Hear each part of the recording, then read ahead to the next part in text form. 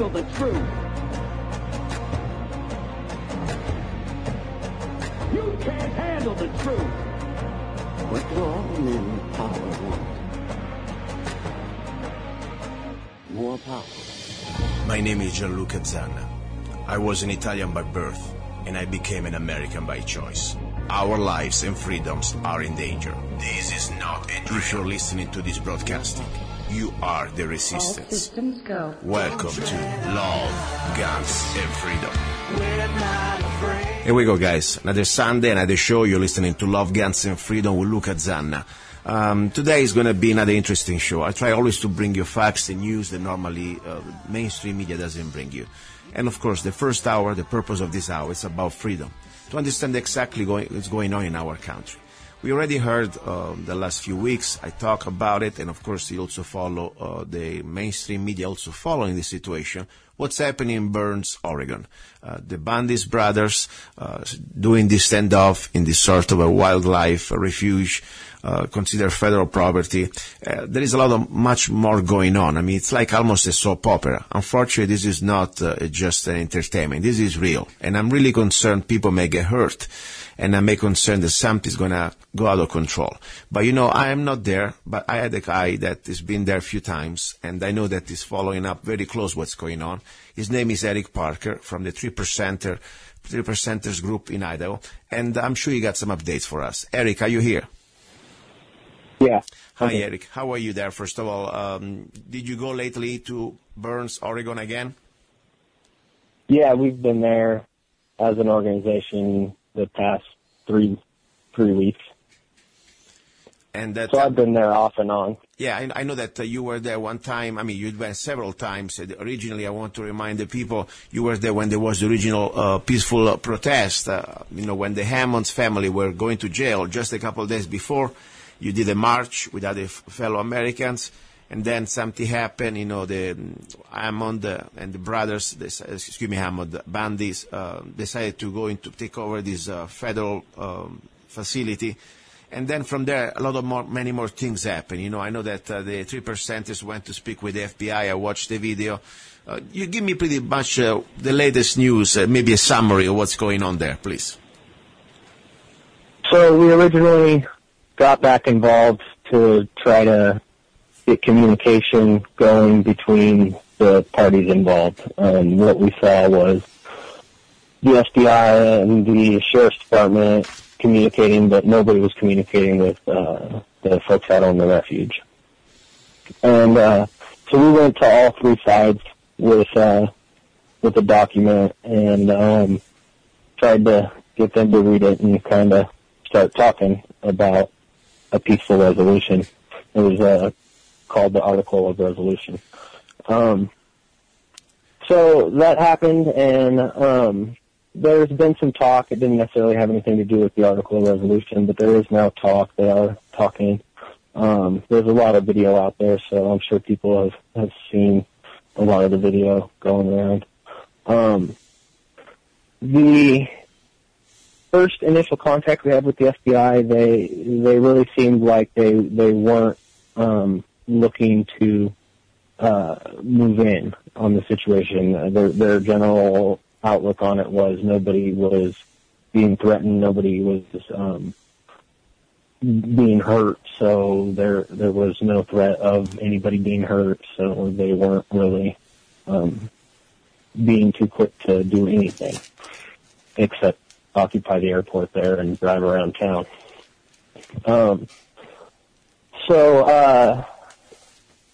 We thought that was good, and what we really just don't want to see is any kind of heavy-handed going into the refuge. Those guys are peaceful. I know the media is saying they're armed and they're crazy militia, but really they're just occupying.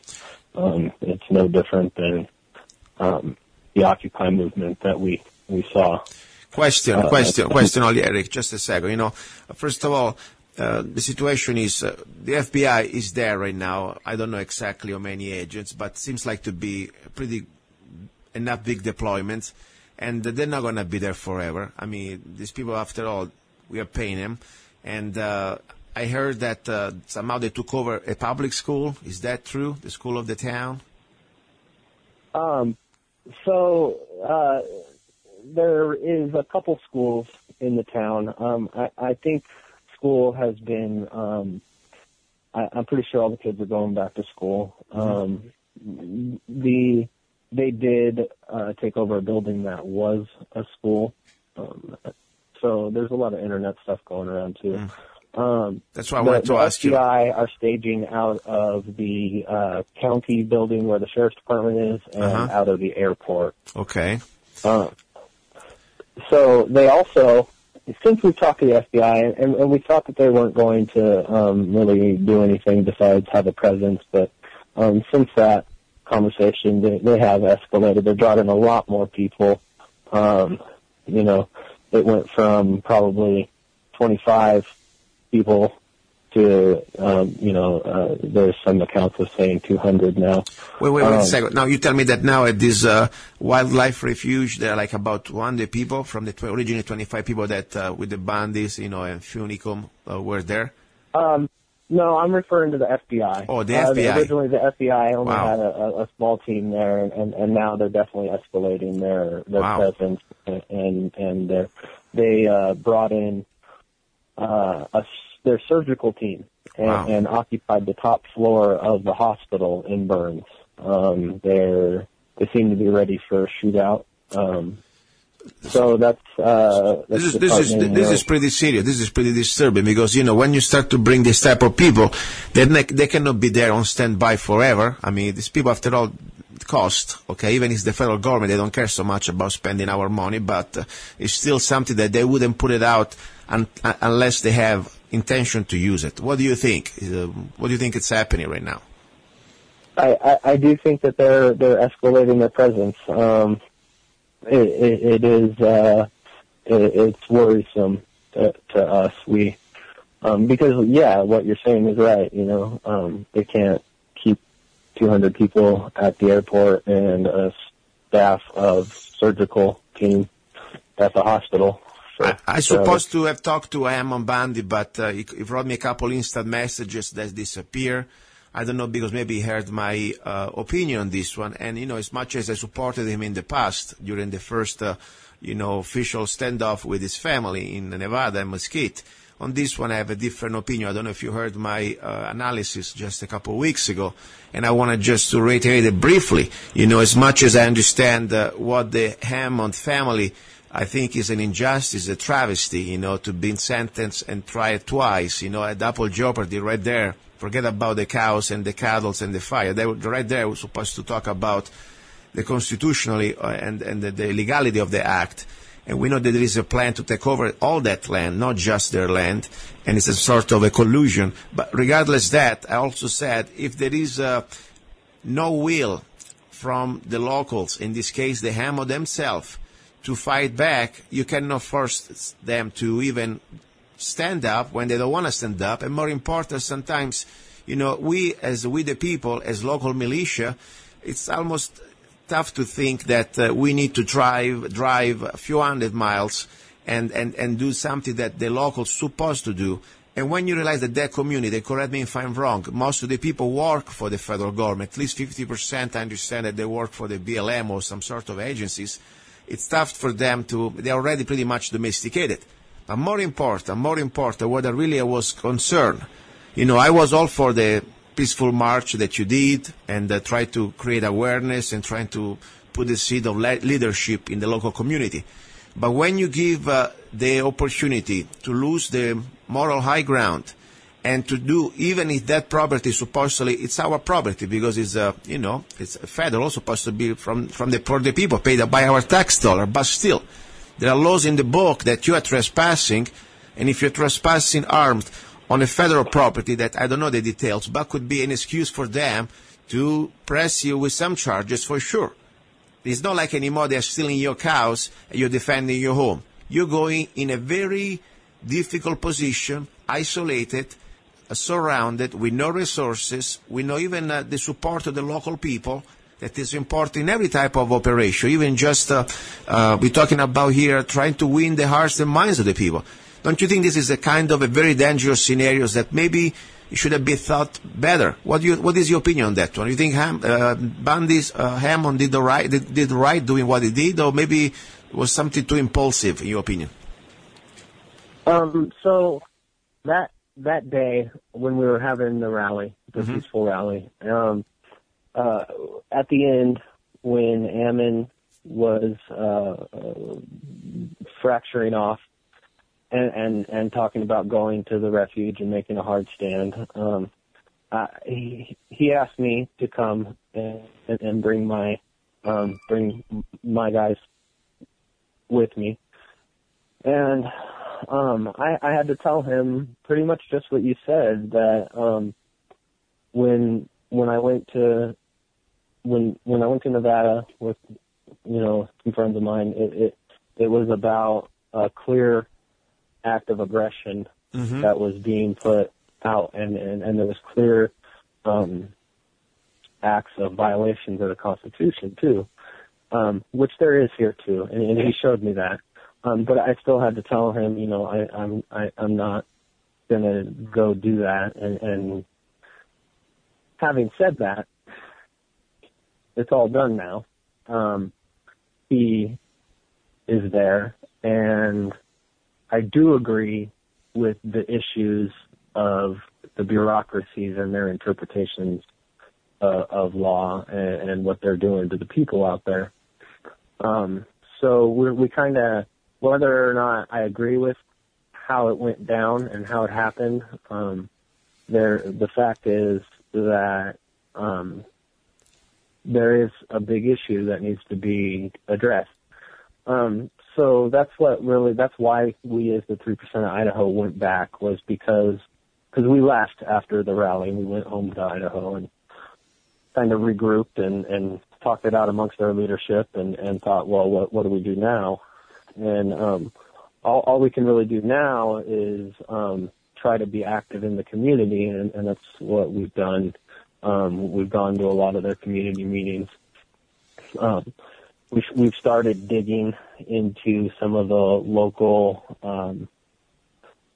corruption going on there, and we've really tried to reach out to the locals and let them know that no matter what happens, we're still here for the community, like we said in the beginning. They're doing a lot of things now with their common law stuff. The common law grand jury just was formed, and they are going to start looking at a lot of these documents that people have been coming forward with and a lot of these grievances. My only point now, see, all this, for me it's all fine. You do the common law, you do the local groups and the committee, that's great.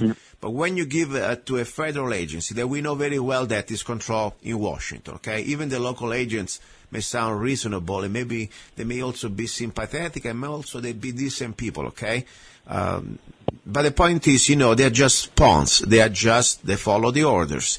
And unfortunately, we know very well what type of corruption we have in Washington. What is their final agenda? They're taking over private properties because we have proofs that they're trying to give them to corporations for mineral rights and different type of deals, like was the China Corporation in Nevada for the Bundys. We had proofs that Senator Reid's son was working for this solar farm. So there is a lot of corruption. By the end of the day, today they'll focus on you broke the law.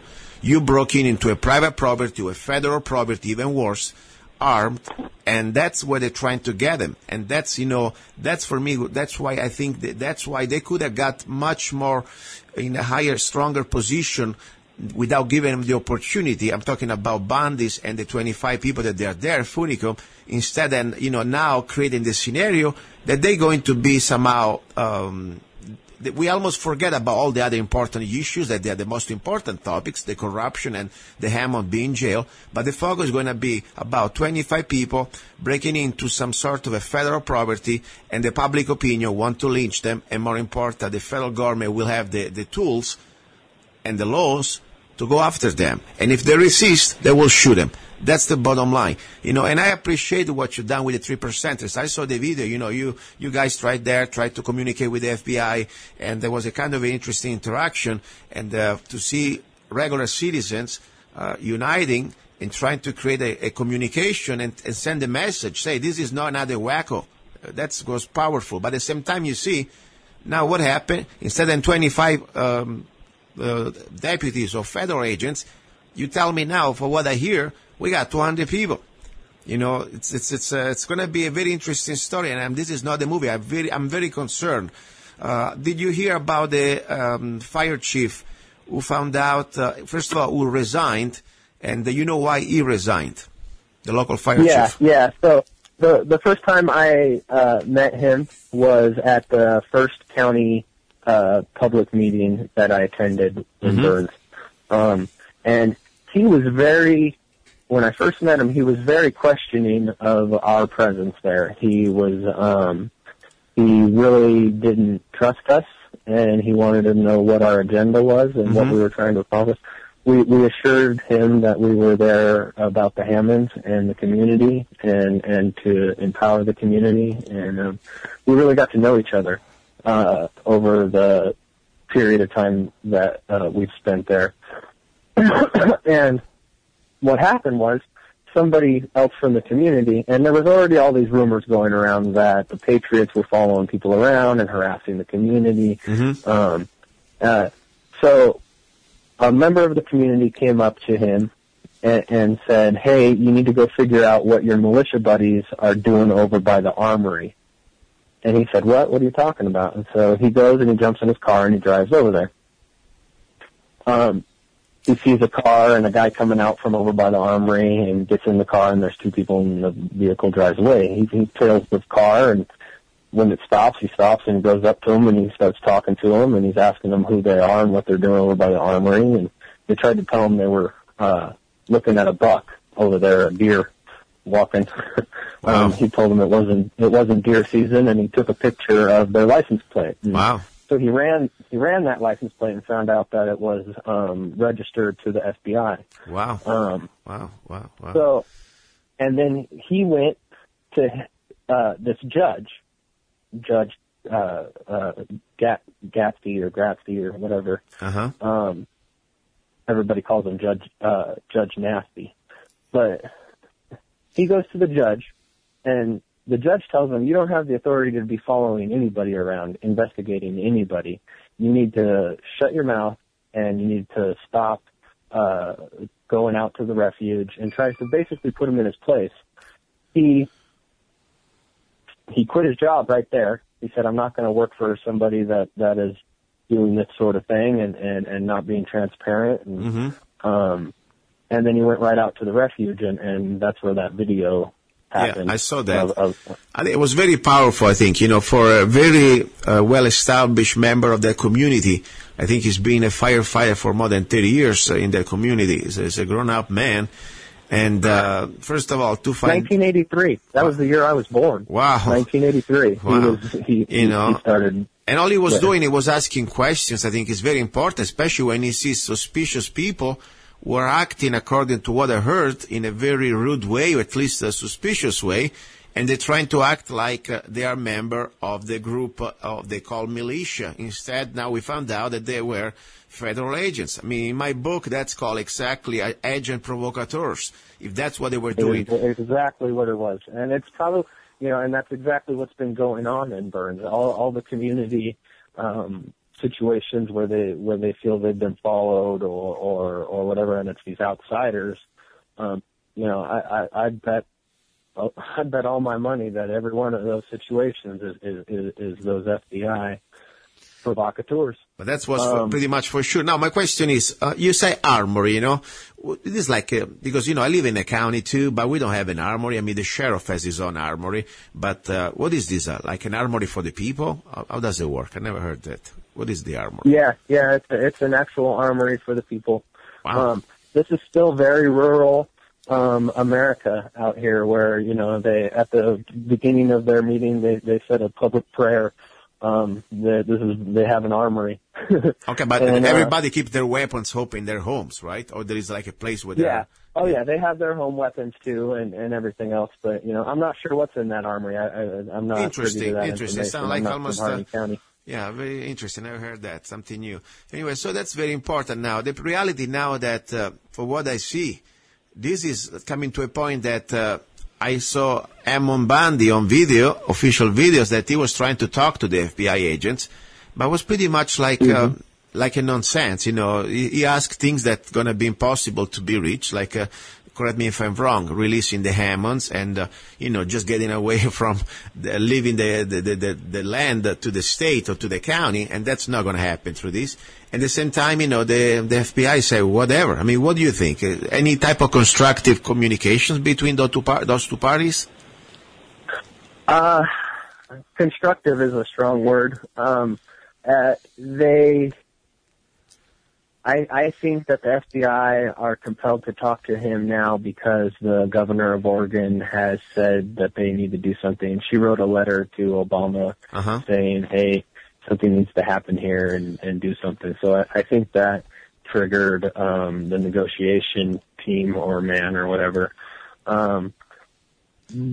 As far as Cliven's demands, I think they're fair. The Constitution was broken, and the Hammonds need to be released. I'm with you. I'm with you. Listen, I stand with you. The only thing now it's asking from a position of weakness, no power anymore. Because when you were breaking no laws, or at least their laws, you have an opportunity to demand and to try to drive the public opinion behind you, like we did in Nevada. Now, instead, the focus is no more is demand. The focus is you trespass, you broke federal law or whatever they're trying to throw at him, and you are now a domestic terrorist. And you are occupying a facility that you're supposed not to. And we have the duty to remove you. That's now the focus. That's my fear. Now we change almost the conversation. Even, of course, I'm only wants to keep talking about that.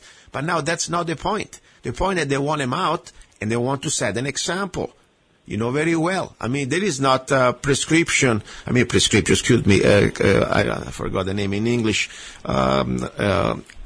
When you expire, when you commit a crime, statutory expiration, how you call it, I forgot. Anyway, the point is, if they can find... Statute of limitations? Statute of limitations, exactly. If they have charges against him, they're not going to go away. Now they only want to pick the time when they want to get it. And my fear is... and that's all true. I mean, it is. They've put themselves in a situation where they are going to, at the very least, go to jail, I imagine. Yeah. They're all pretty aware of that, from what I can tell. You give them the chance to get revenge because they wanted to get them last year. They couldn't get them. Now they have the opportunity. And that's, for me, I don't know if it's stupidity or if maybe just a moment of weakness or maybe somebody behind is trying to give them bad advices. And I believe it could be a mix. What do you think? Any of those things could definitely be true, and I'll be quite frank with you, Luca. When I was told about the plan there, and that was one of the main reasons I didn't go, was because what you had was a large group of people who they were already pretty mad at and pretty frustrated with, and to put them all in one place, breaking the law, technically breaking policy, whatever you want to call it, giving them an excuse is what we'll call it, right? Exactly.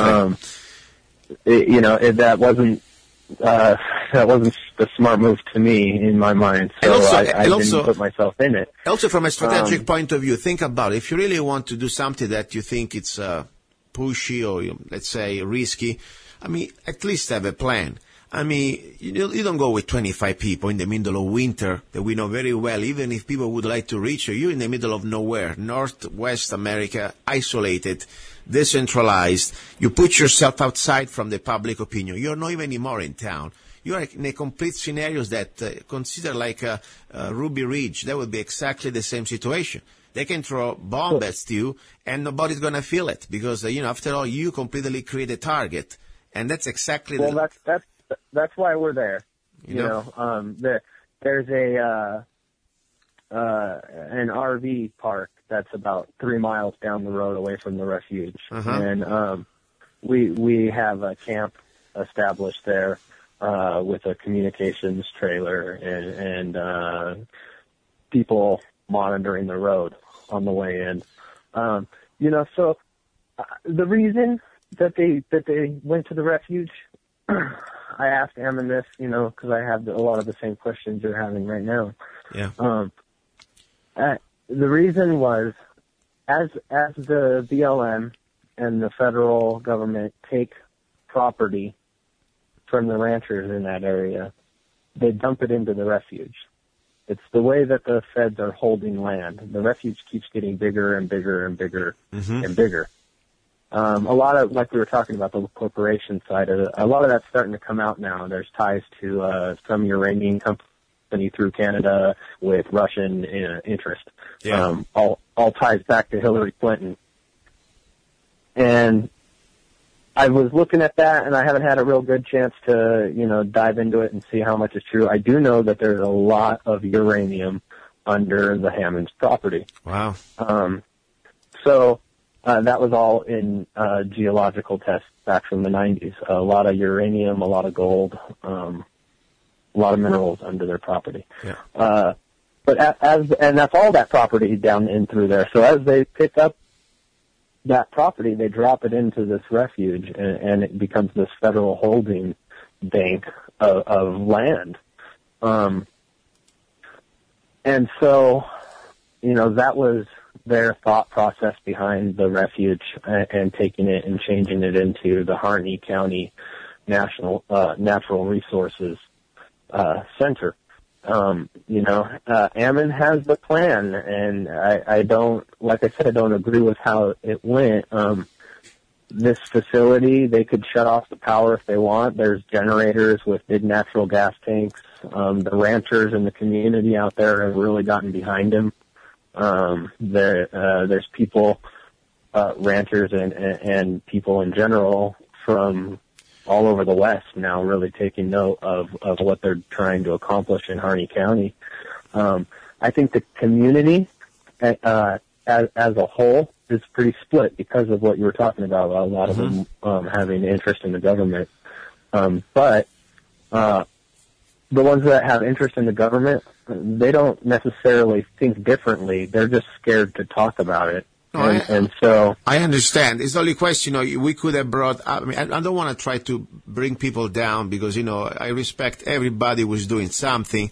The only thing sometimes, we got to better do less and do it right than do something that then is going to break down or somehow almost destroy the good that we have done. Because, all of us that we came down last year to try to put out, expose the situation, try to stand with this family, I think somehow we're all involved. And indirectly, we did some good. Now, it breaks my heart. I want to speak very honestly.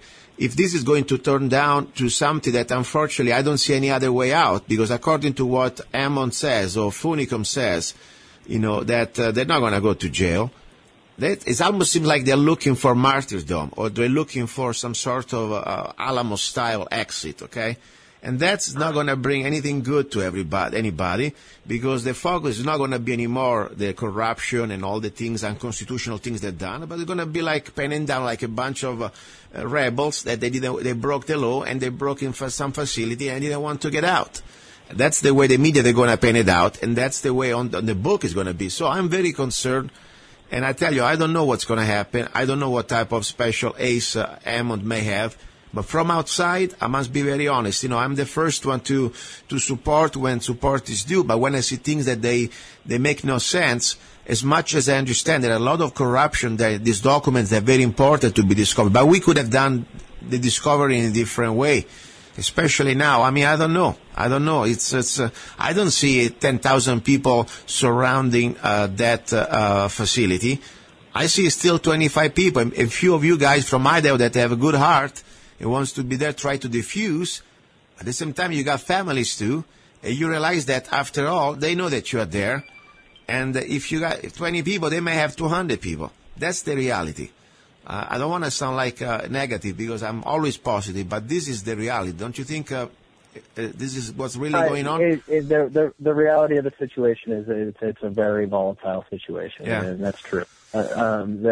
It could go anyway. And so let me tell you a little bit about the security operation. Yes, please, give us details. Thank you. No, don't give too much details unless you want to. Don't forget it. We are not the only one listening. No. Okay. We are there with the PPN, the Pacific Patriot Network. Okay. And that's a network that came together after the Sugar Pine Mine operation in Oregon that we did at the beginning of the year. All the leadership of the different organizations that came together to pull that off kind of got together and said, okay, well, let's be ready for the next one, and let's kind of talk about what that might look like. And so the PPN is heading up the operation as far as the actual operation.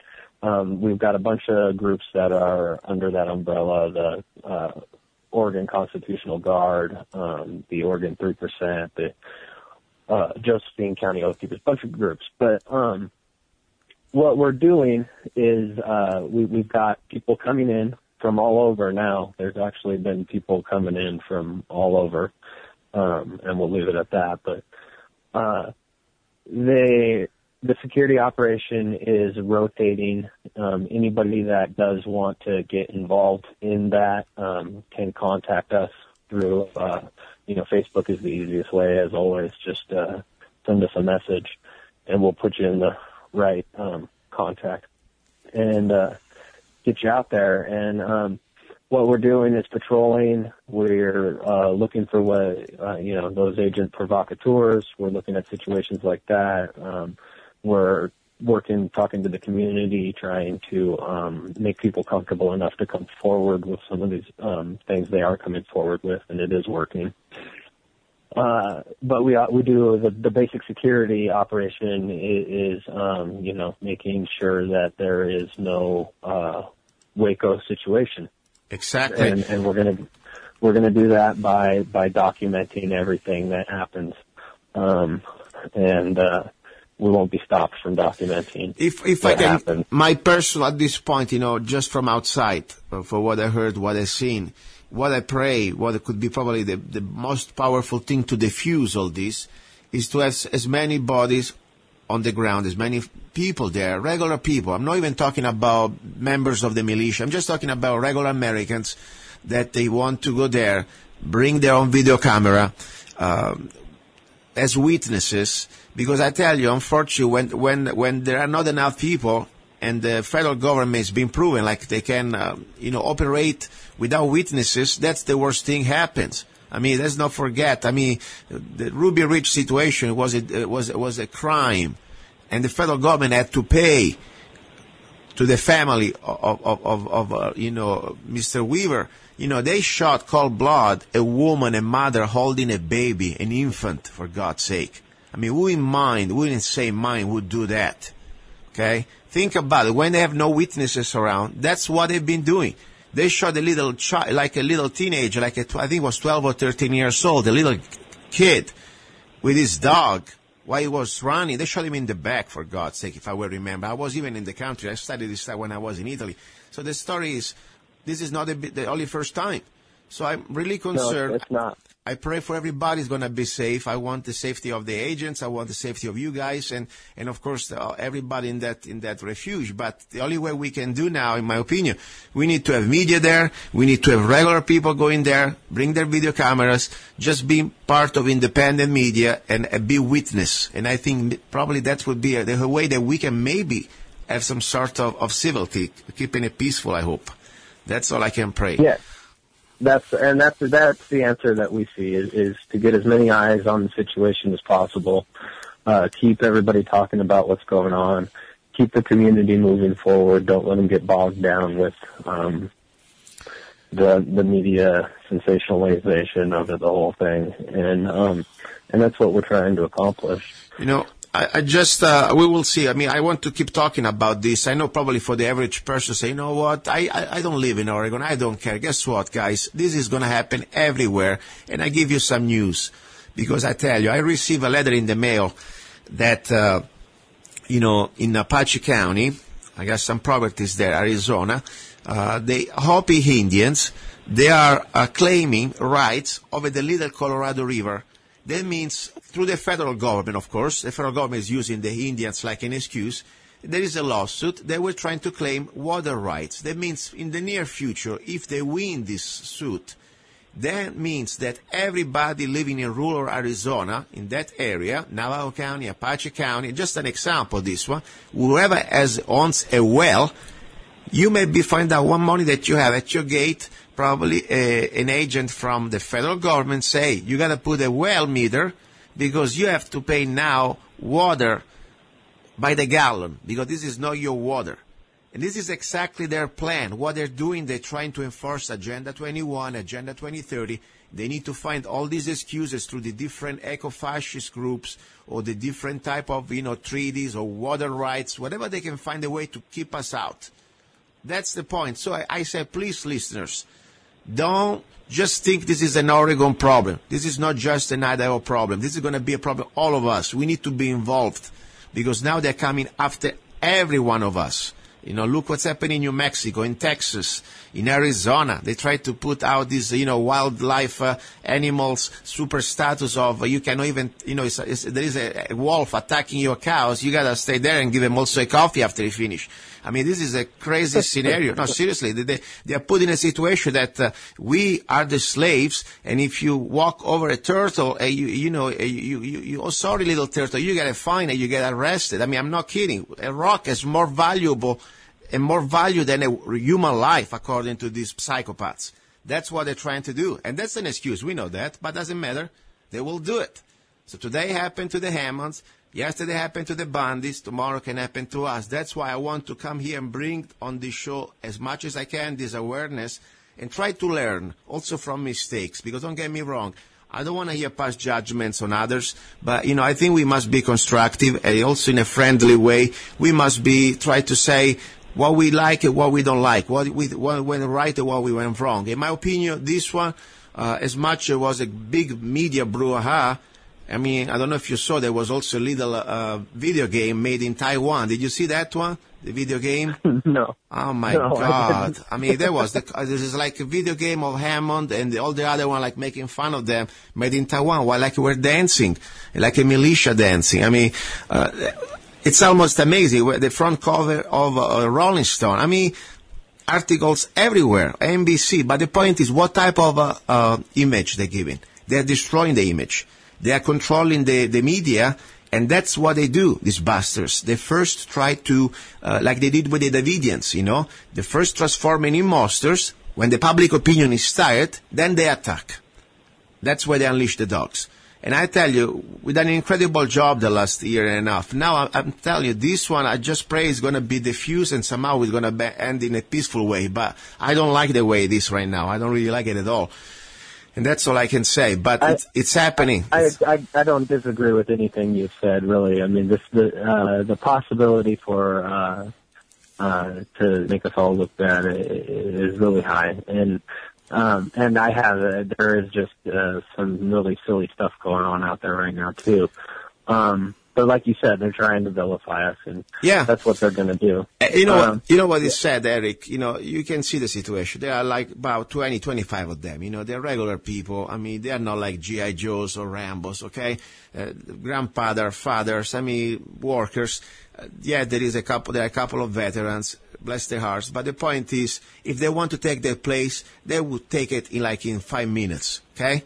And there would be a complete bloodshed. Because unfortunately, I see there is something that I don't like to talk. I keep my religion for myself, but I heard too many times now, when I follow the Bundys, I didn't follow for the religious belief. I follow for the Constitution and the rule of law, okay?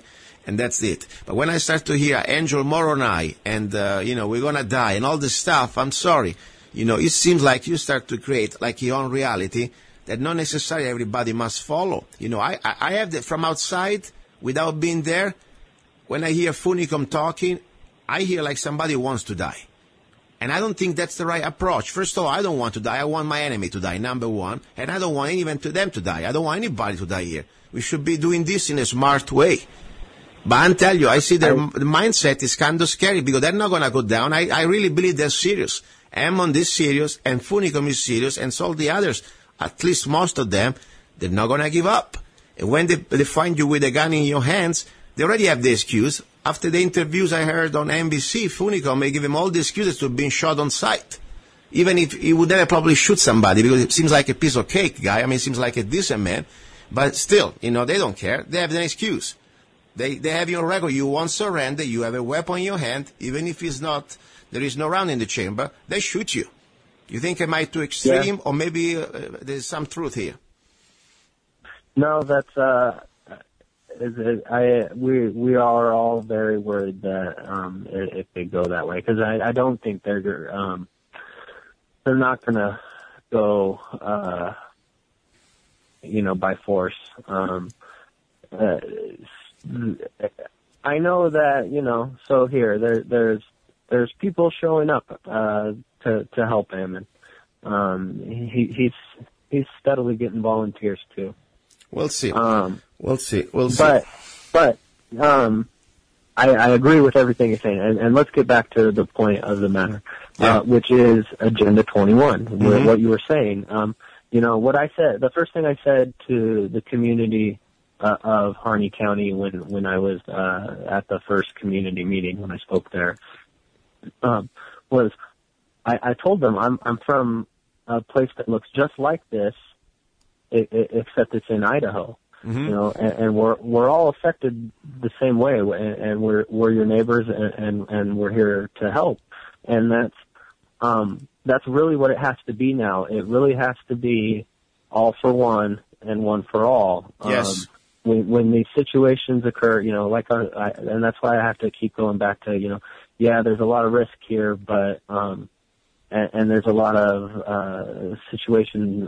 parts of the situation that I don't agree with. And, but nonetheless, this is Agenda 21, and they are trying to implement something nefarious, and it's fascism.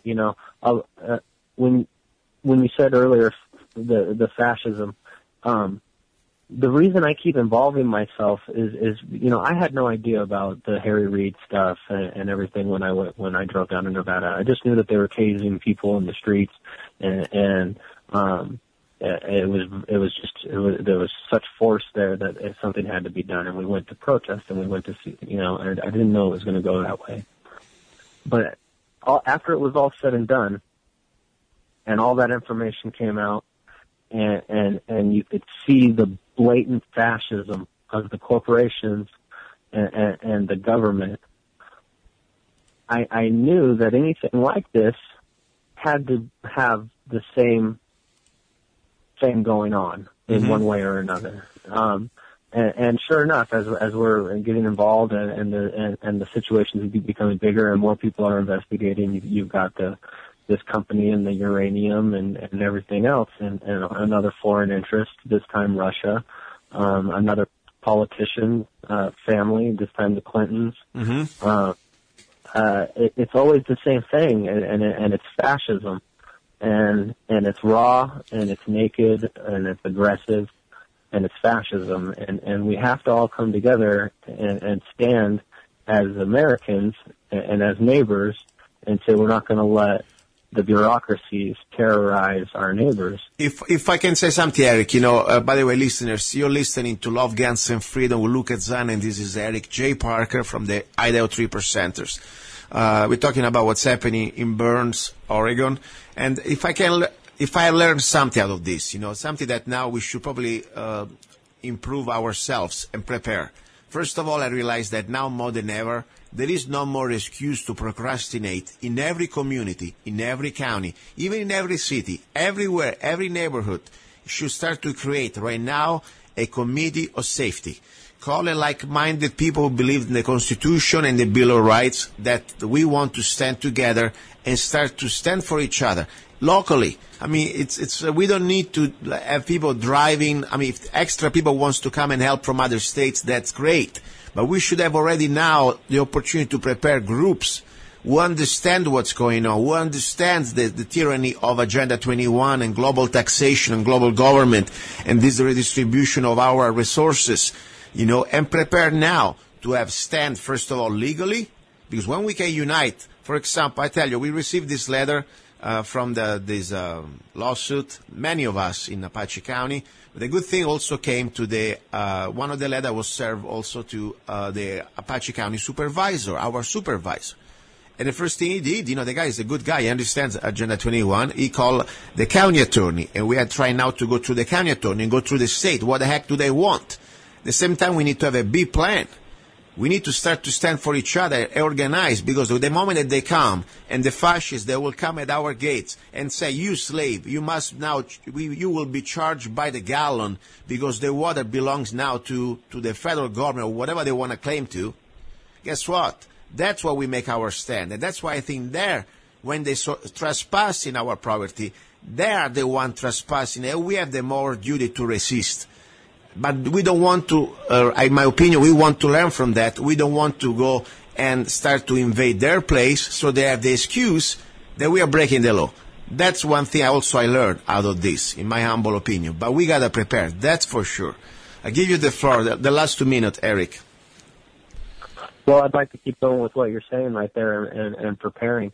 All the Bundy stuff aside, what we've got now is all eyes on the situation, and there's communities all across the West paying attention to Harney County. And what we are trying to do there is exactly what you said. The safety committee has been established. They have elected a citizen grand jury. And now what the third part of that we've attempted just here last weekend is to build the local chapter of the thing. Mm-hmm. And we had a meeting there they're actually going to call it the Tri-County, the Oregon Tri-County 3%, and it's Harney County, and then 2 other counties right there, John Bay area, and another one, I think Malheur County. Okay. There was a meeting with members from those counties, and we really showed them what we've done in Idaho and tried to give them a plan and a base for the ability to build an organization, and so that they can be the third part of what is needed in that scenario of the safety committee, which is the enforcement, mm-hmm. which is the media wants to call it the militia, and back in 1776, that's what it was called, was the militia. But we all know that it's just the people, and if people are willing to defend the constitutional rights of their community. So we really worked on that last weekend, and that's starting to be put in place and starting to come around, and we're going to bring them into the security operation and let them see how this is, kind of give them a little bit of an education on how they can do this on their own. That's what we try to do every time we get involved anywhere, with the community involved and have them set up, and so that we don't have to leave to come. Exactly. Like you're saying. We need to be, spread the knowledge. You want to teach them how to fish, but they cannot always fishing for them. That's the bottom line. You got family, you got your neighborhood, you got your community to take care. And sometimes, we can lead, but they need to lead themselves. Listen, I want to commend you for all you've done. I mean, this is a lot of efforts. I can imagine just barely, It's cold, it's winter, it's snow, probably driving. It's kind of a hell. And gas money. I mean, why you got to keep your rent going, your mortgage, and your wife worry about all this? I mean, there's so much. You're doing more than many other people do. And humbly, all I can do is try to share what you're doing. And I hope other people can take note here. This is happening. It's a new America with a K. And I tell you, it's not pretty, because this is just the beginning, and they're coming down. So we got to prepare. Thank you, Eric. Please keep me posted if there is anything going on, okay? Absolutely. Very good. Guys, you're listening to Love, Guns, and Freedom with Luca Zanna. A little bit of a song I dedicate to all the 3%ers and all the good people around the country, not just in Idaho or Oregon. We're standing for America in our Constitution. La, la, la, la.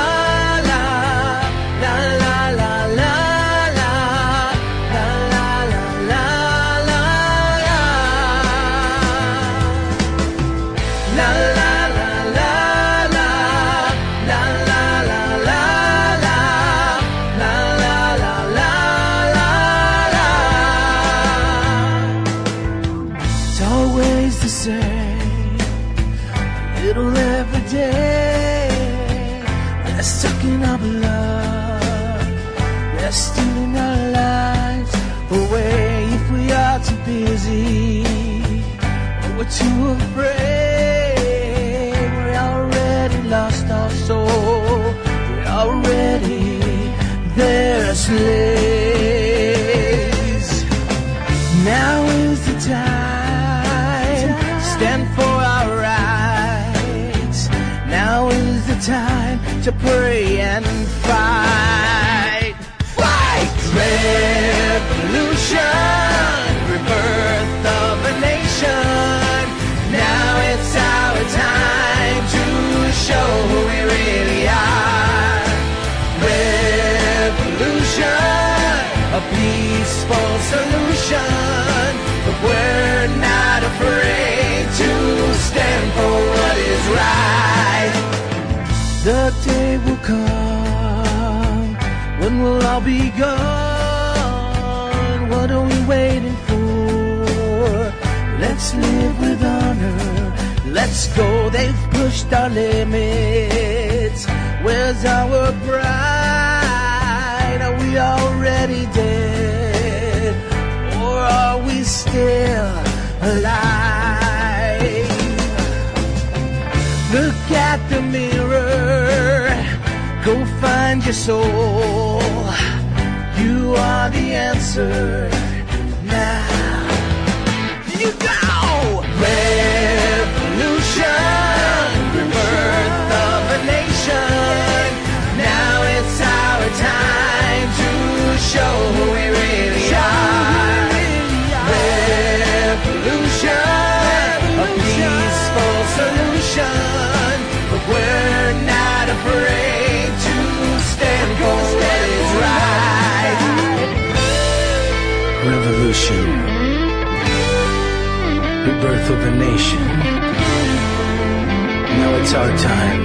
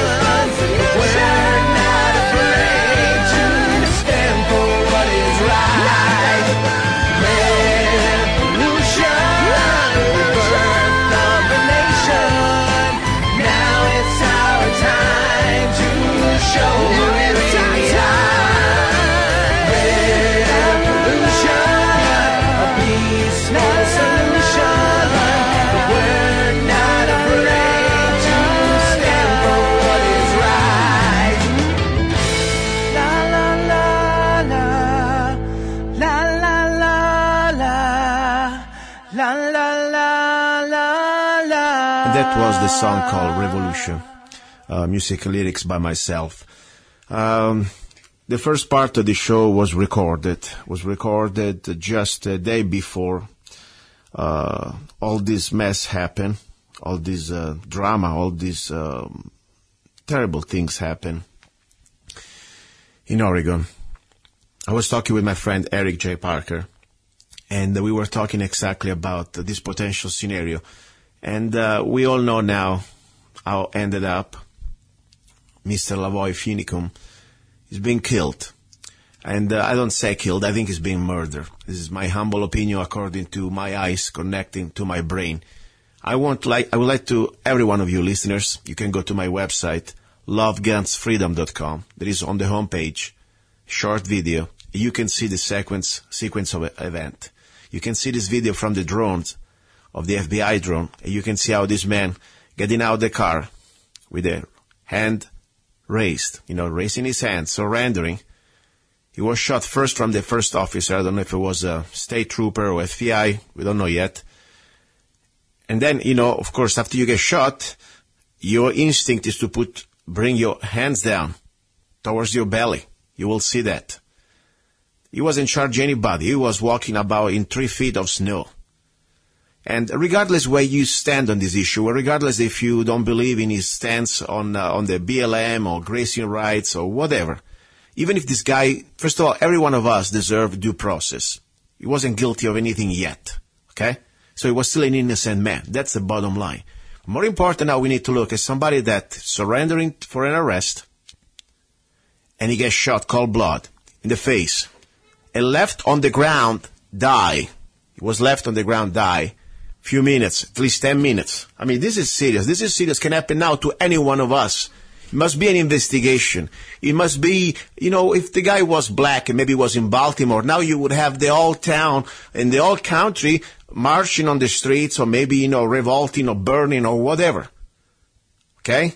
The president would have been now, Mr. Obama would have been screaming from the White House. So far, nothing. So far, nothing. This guy is treated like a pig. He was killed like a pig. And I will go now in the second hour in more details, analyzing also this video. And he's unprofessional on top. I wouldn't give him a slingshot to these officers. To shoot not only like that to somebody that's surrendering, but also shoot in a crossfire. I mean, that was the most pathetic things I've seen and said. And I'm sorry, I wish I were wrong. I wish I were wrong. When we said that, I said that the first day after the occupation. This is not the right way to do it. This was going to be just bring a bad ending. But regardless, now we need to focus also on what they've done to one human being, lavoy-finicum. Okay, you're listening to Love, Guns, and Freedom with Luca Zanna. Please don't go away. Stay tuned. And there's more going on. We've been happy. Something's going to happen even more. The show is not over. Okay, right now this is the final part recorded on Friday. There is still something happening there in Oregon. But for now, this is the update I can give you. Ready for hour number 2. You're listening to Love, Guns, and Freedom with Luca Zanna. Don't go away. Stay tuned.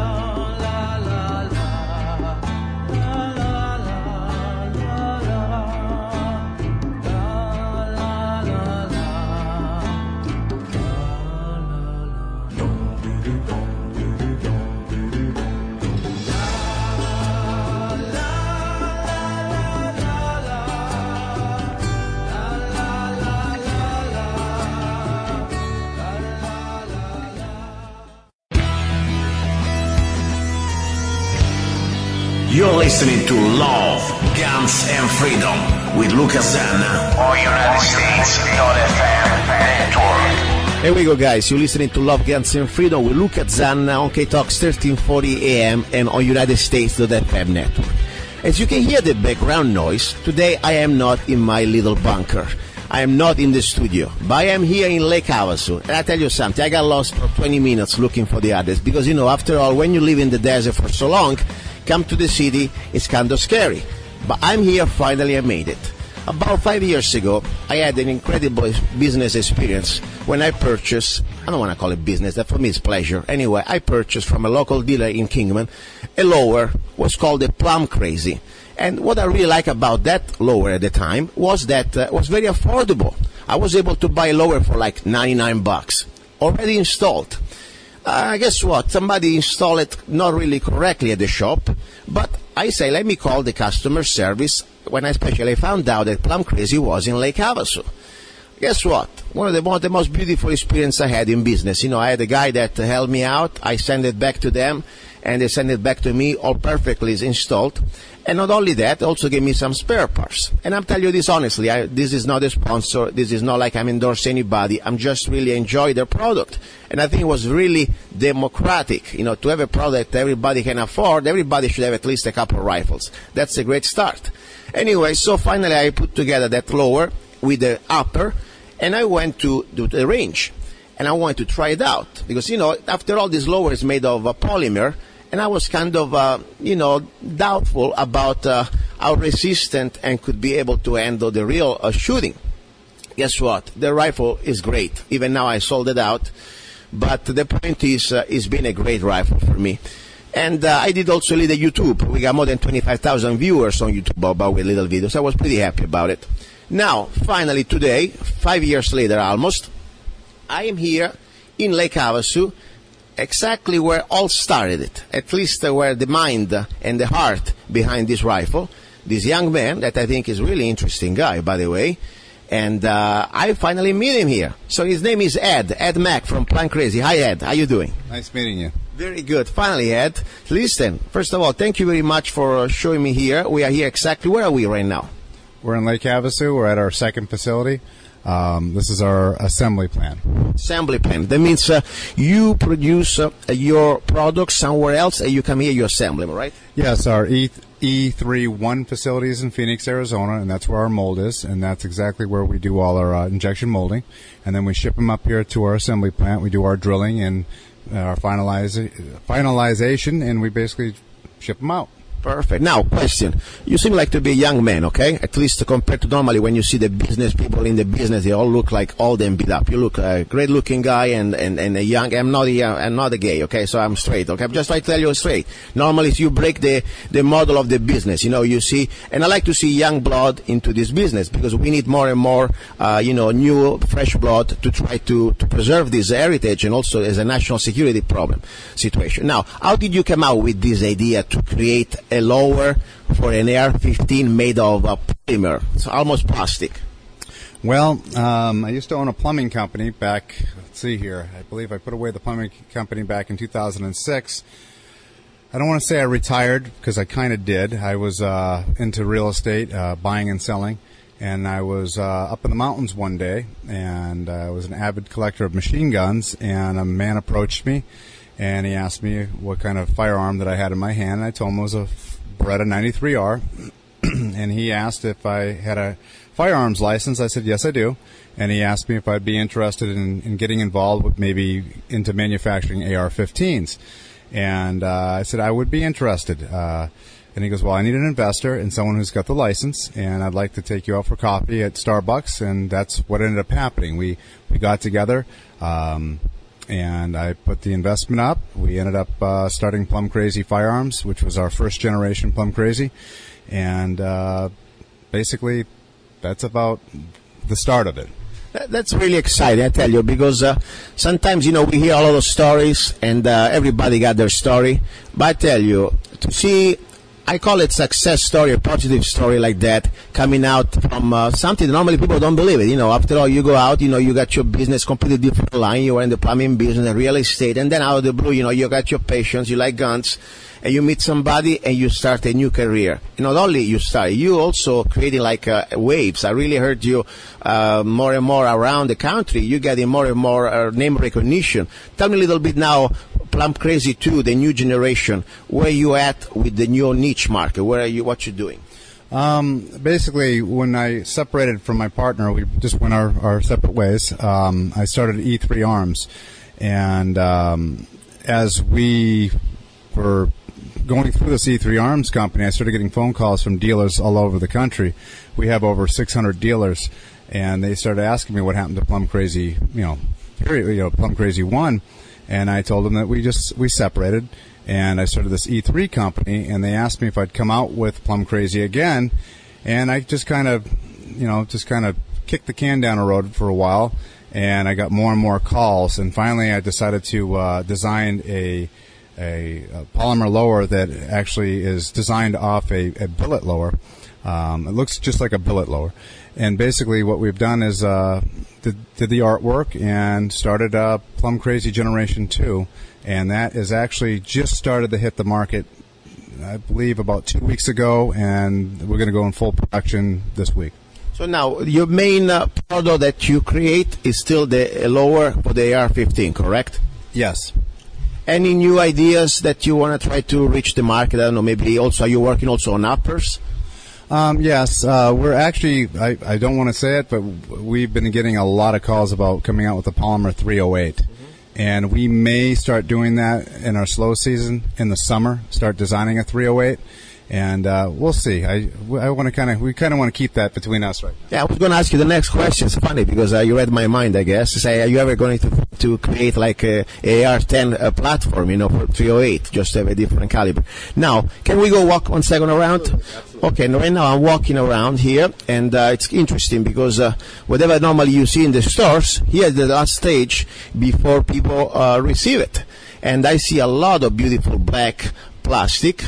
And I like that, it's really great vision. Normally, every one of these is potentially a rifle, and he has a serial number, and that's pretty much the legal thing that you need to create your own rifle. So, first of all, here, let me get one of those.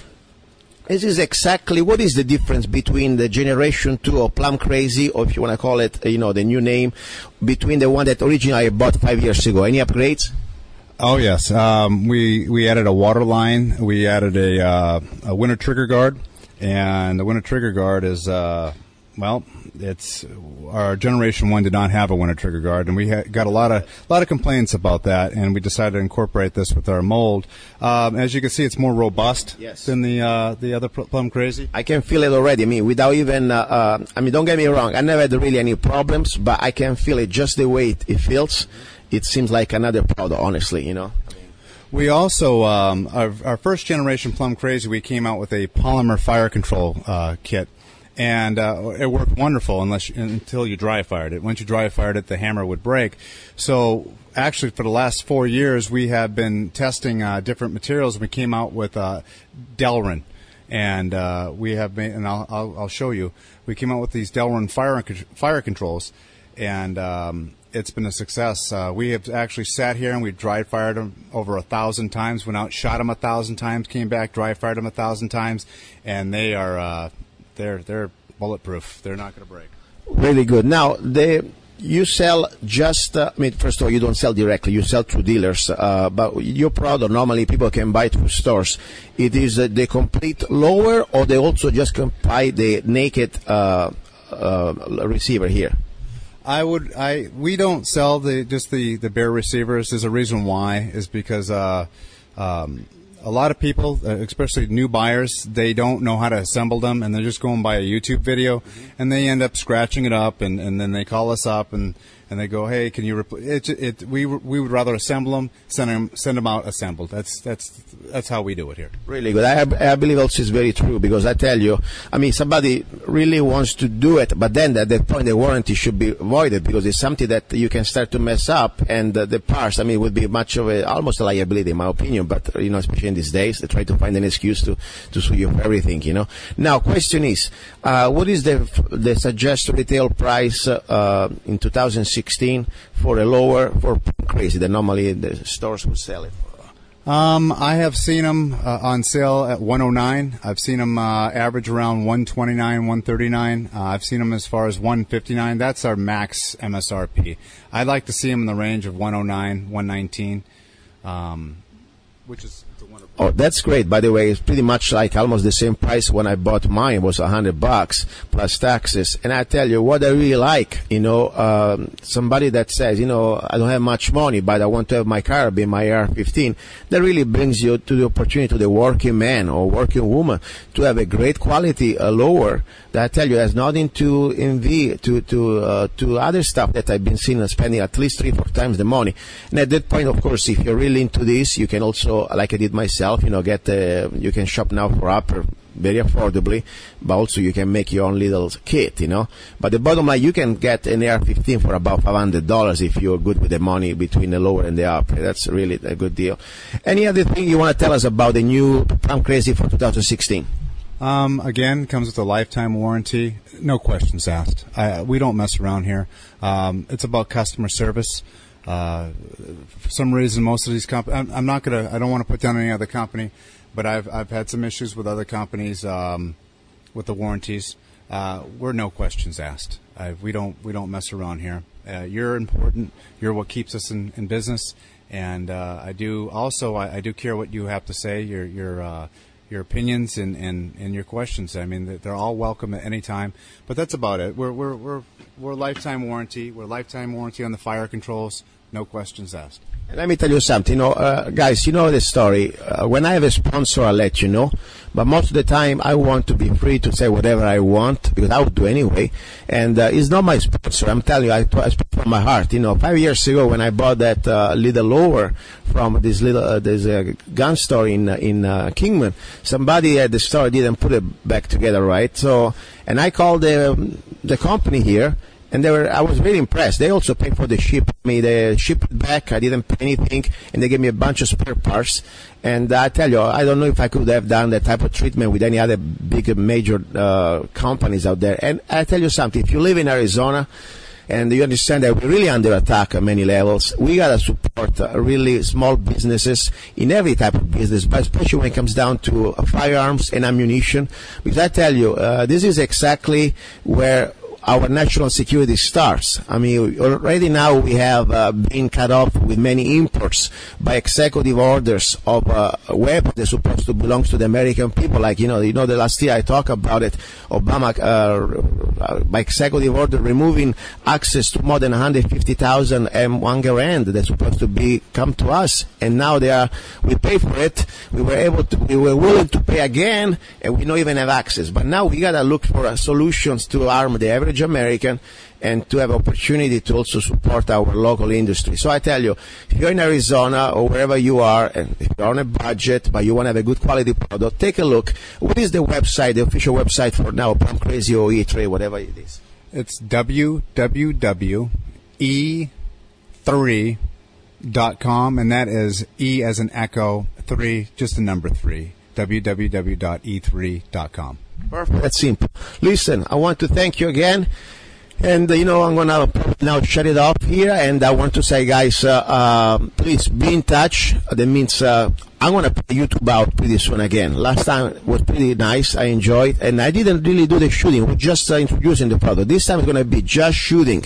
I want to shoot one of the AR-15, or at least one of the lower. That today I'm going to probably try to find a deal to get one. But my point is, guys, check it out. There is no more excuse. There are no more excuses. If you don't have a rifle now, there are a lot of solutions out there. But I tell you, this is probably for me the most affordable solution and in great quality. The AR-15 it's a good platform. Magazines there are available. Everybody can shoot it. The recoil it's very moderate. And for a man, a woman, a young boy, young man, you should have at least 4 or 5 of those around the house. Okay, that's what I really believe.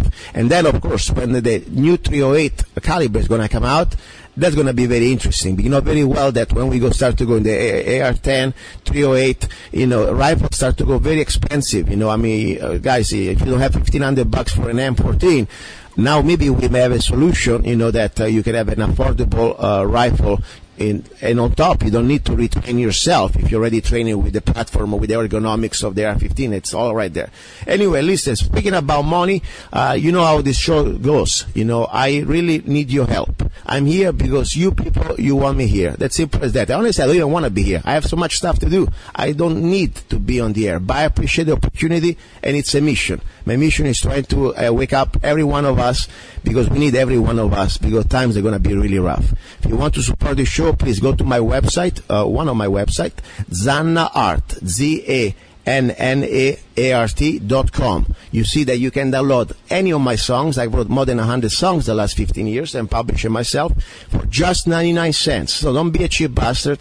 For just 99 cents, you can help me out. If I'm not worth the price of a cheap coffee, I think a glass of water, coffee costs much more than 99 cents now. You know what? Just turn it off. Don't listen to the show, okay? Seriously. Anyway, for all of you that support me, I appreciate your help. Thank you very much. Now, let's go with more news coming.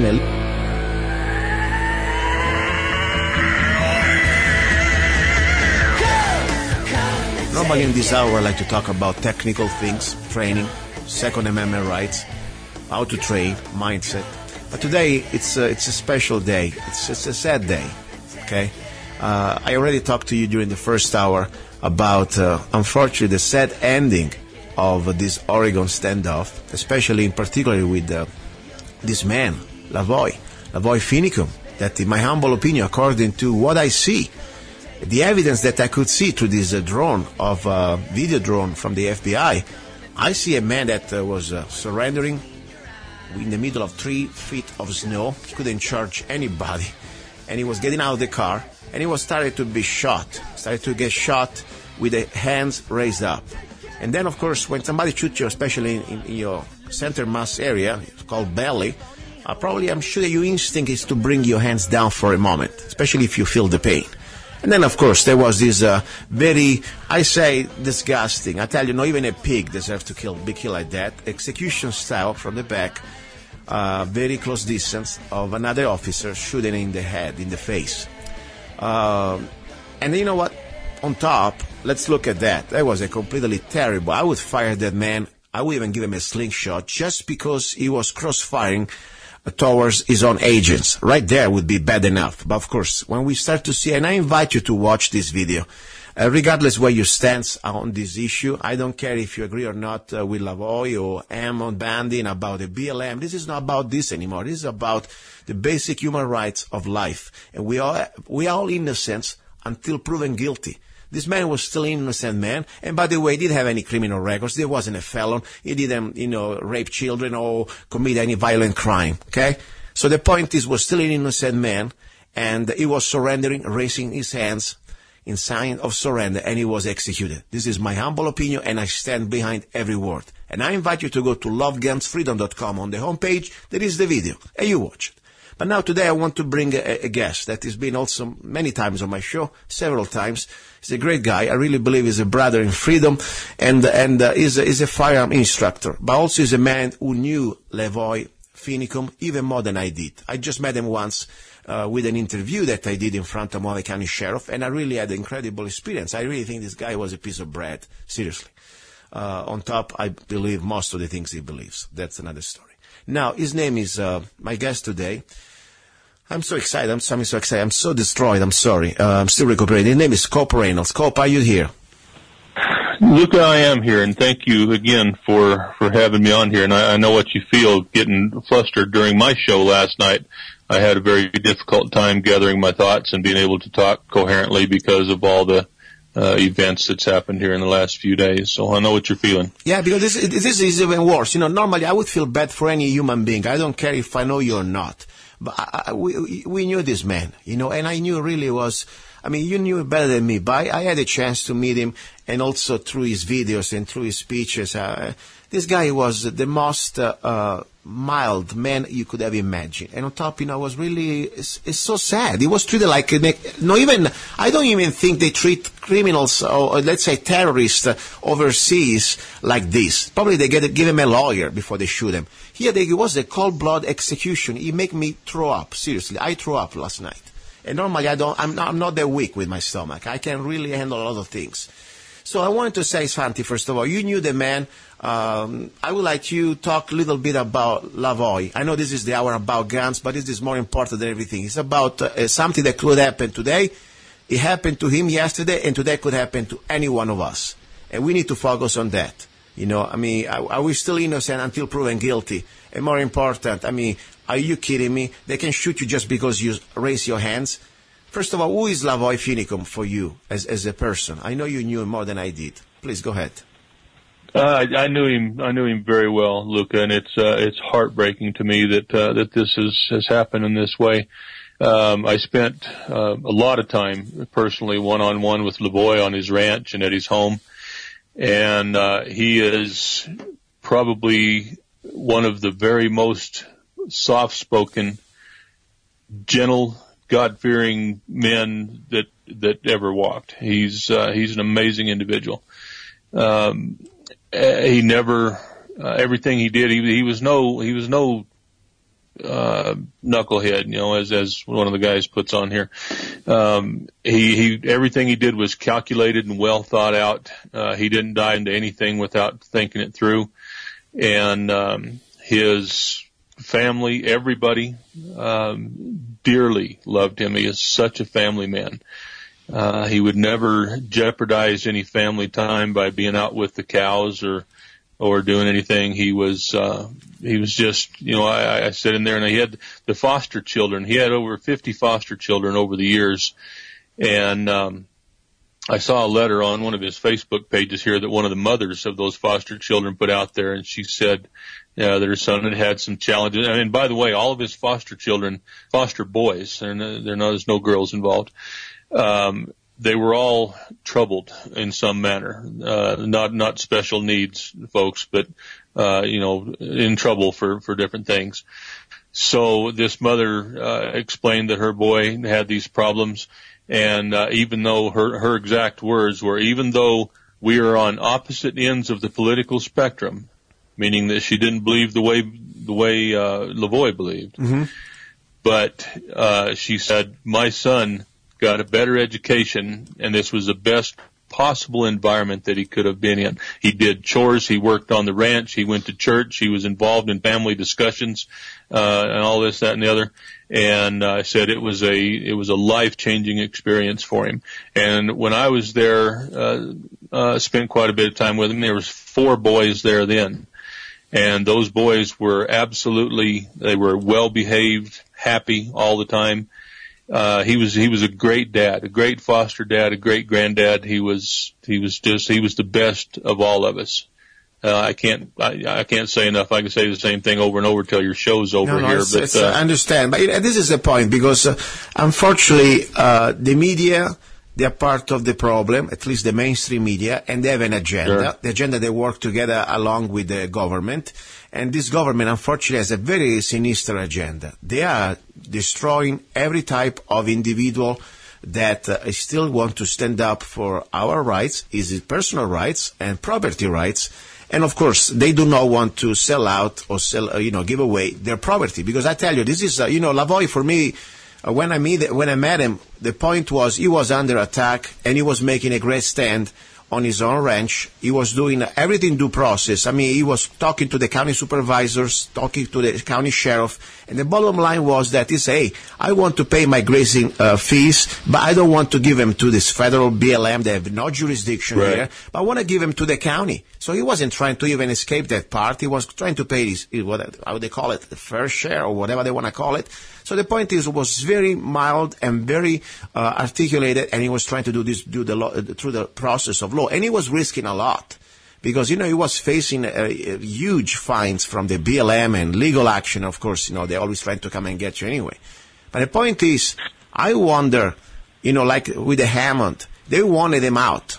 They wanted him out, and I really believe that I don't think this was just this is my personal opinion. I don't have all the proofs.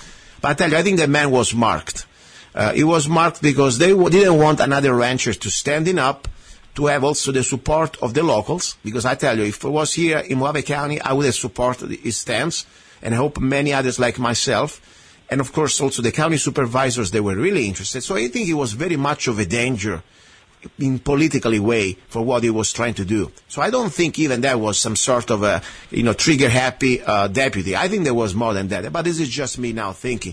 But now I would like to analyze with you, first of all, what happened with this short video that I invite everybody to watch. This is not about anymore left or right, BLM or not BLM or not whatever. It's about life or death. It's about if we have due process or not.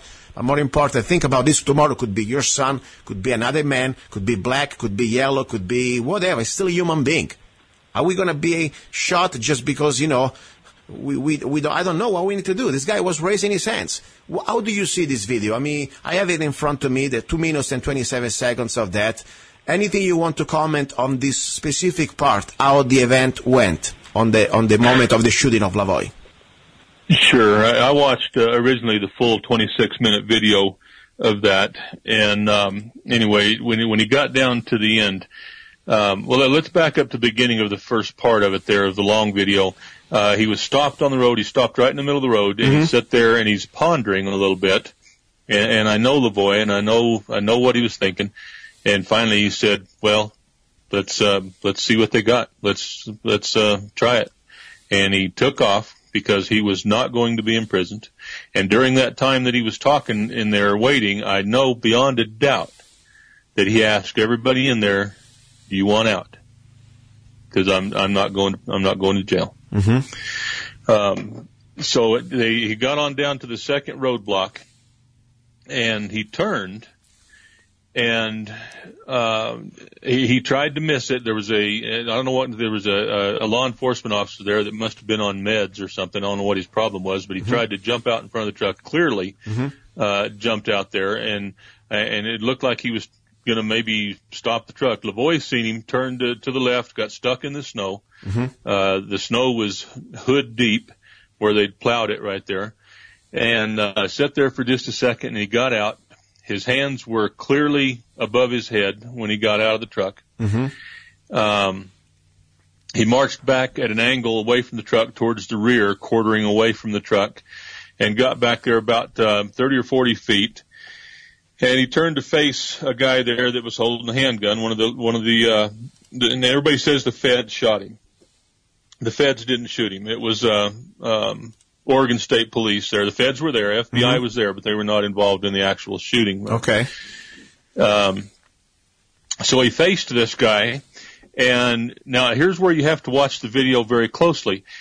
Lavoy reaches down for his side, and if that's the only thing you watch, because Lavoy is the center of attention there, you miss everything that's going on over to the right. As he reaches down for his side, which looks like he's grabbing for a gun for the untrained, inexperienced eye, if you look over at the guy that was shooting, about the time he reached for that, he had already fired a shot. Yeah. Two things make that clear. One is look at the gun very closely. It moves a little bit, you can tell. And if you look at the guy that was to his right and the other side of him a little bit, that was not holding a gun, not involved, he was just standing there, he jumped and flinched to get behind the car. So obviously a loud noise, something had startled him, so he jumped. And that indicated to me that obviously this guy had fired a shot. I think Lavoy reached down to grab where he was hit. He was gut shot in the lower left abdomen, and Lavoy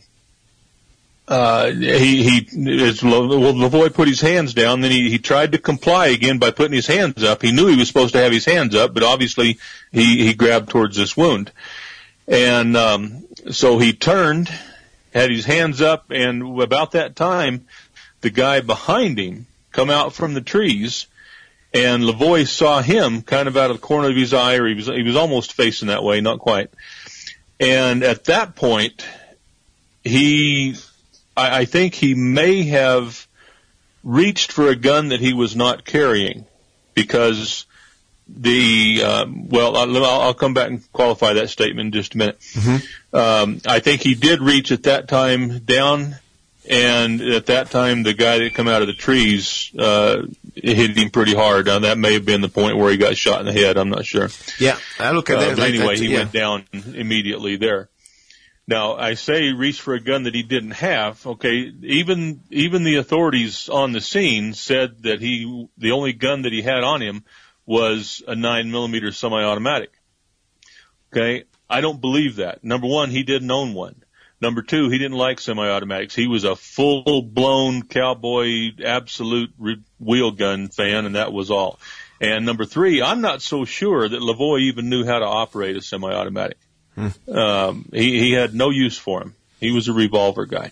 I find it hard to believe that you would go into a potential fight with somebody that you know might kill you, carrying a gun that you're unfamiliar with, that you don't like. Yeah, exactly. It doesn't make any sense. Every time I saw him in the photos or videos, he had sometimes, not either always. I mean, just for the record, I always carry my Glock, and the world knows about it. Okay, so they want to use that one day to kill me. They have that excuse, but doesn't mean because I have a Second Amendment right, I deserve to be shot. Okay, that's the bottom line. Their mindset now, just because you carry a gun, you deserve to be shot.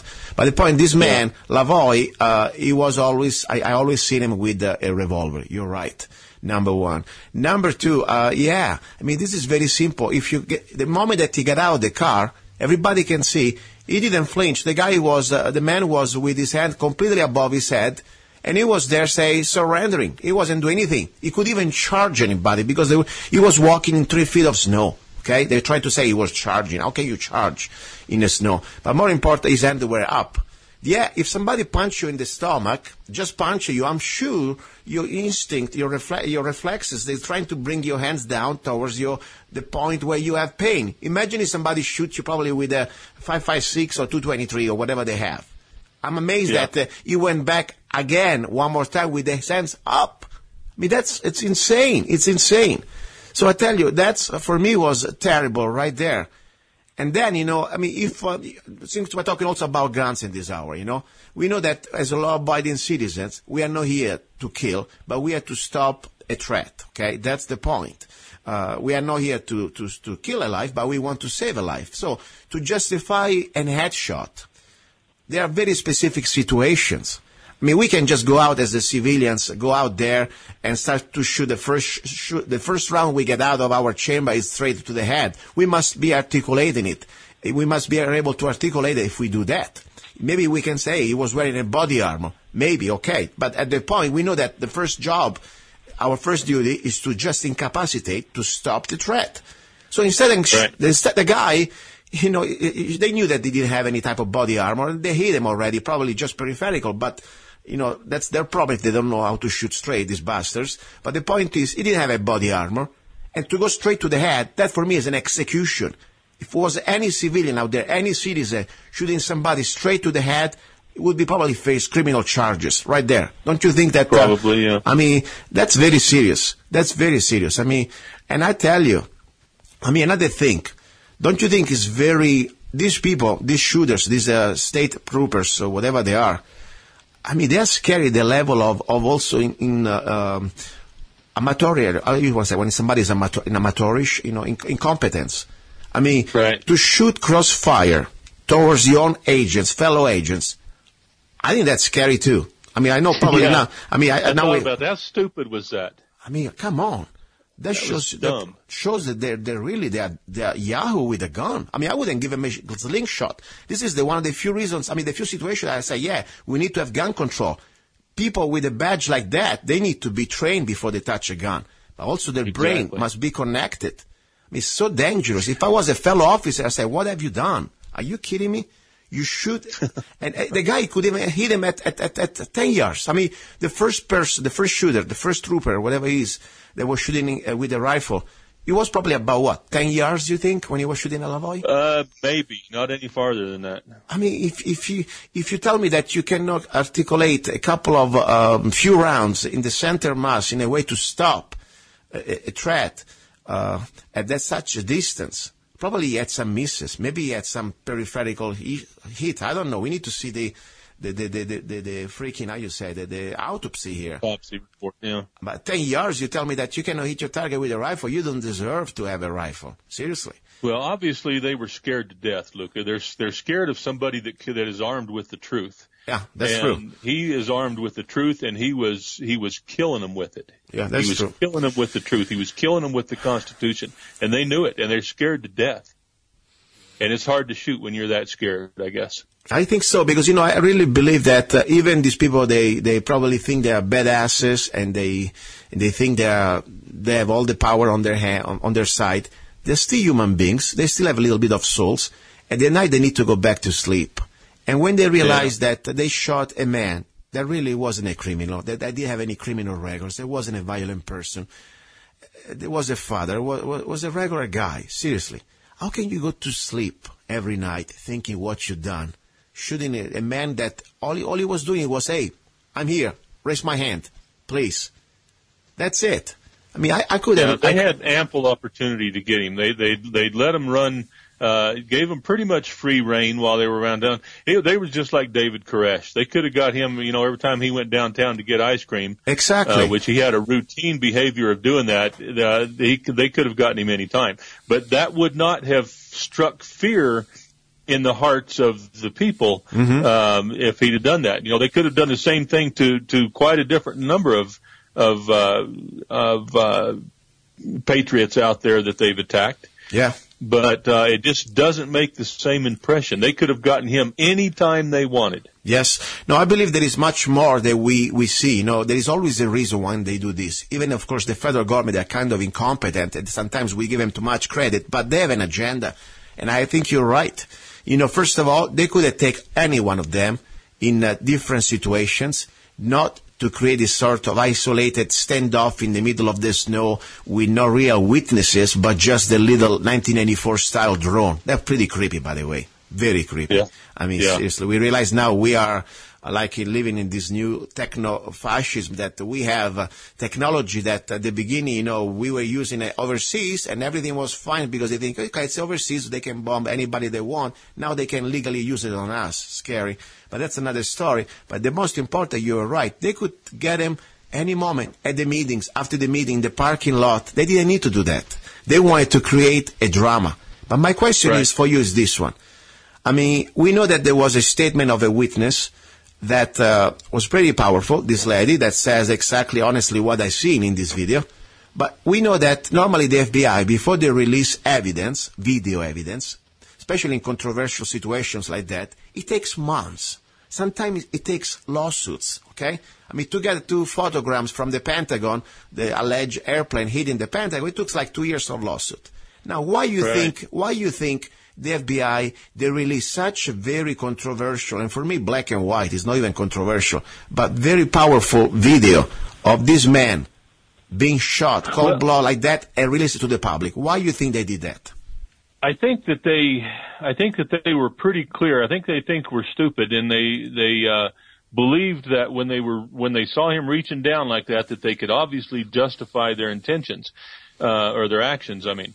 And, this was such a volatile situation right here. Patriots are prepared to go and do battle with these people right now, right as we speak at this moment. There are very mad, very frustrated people around.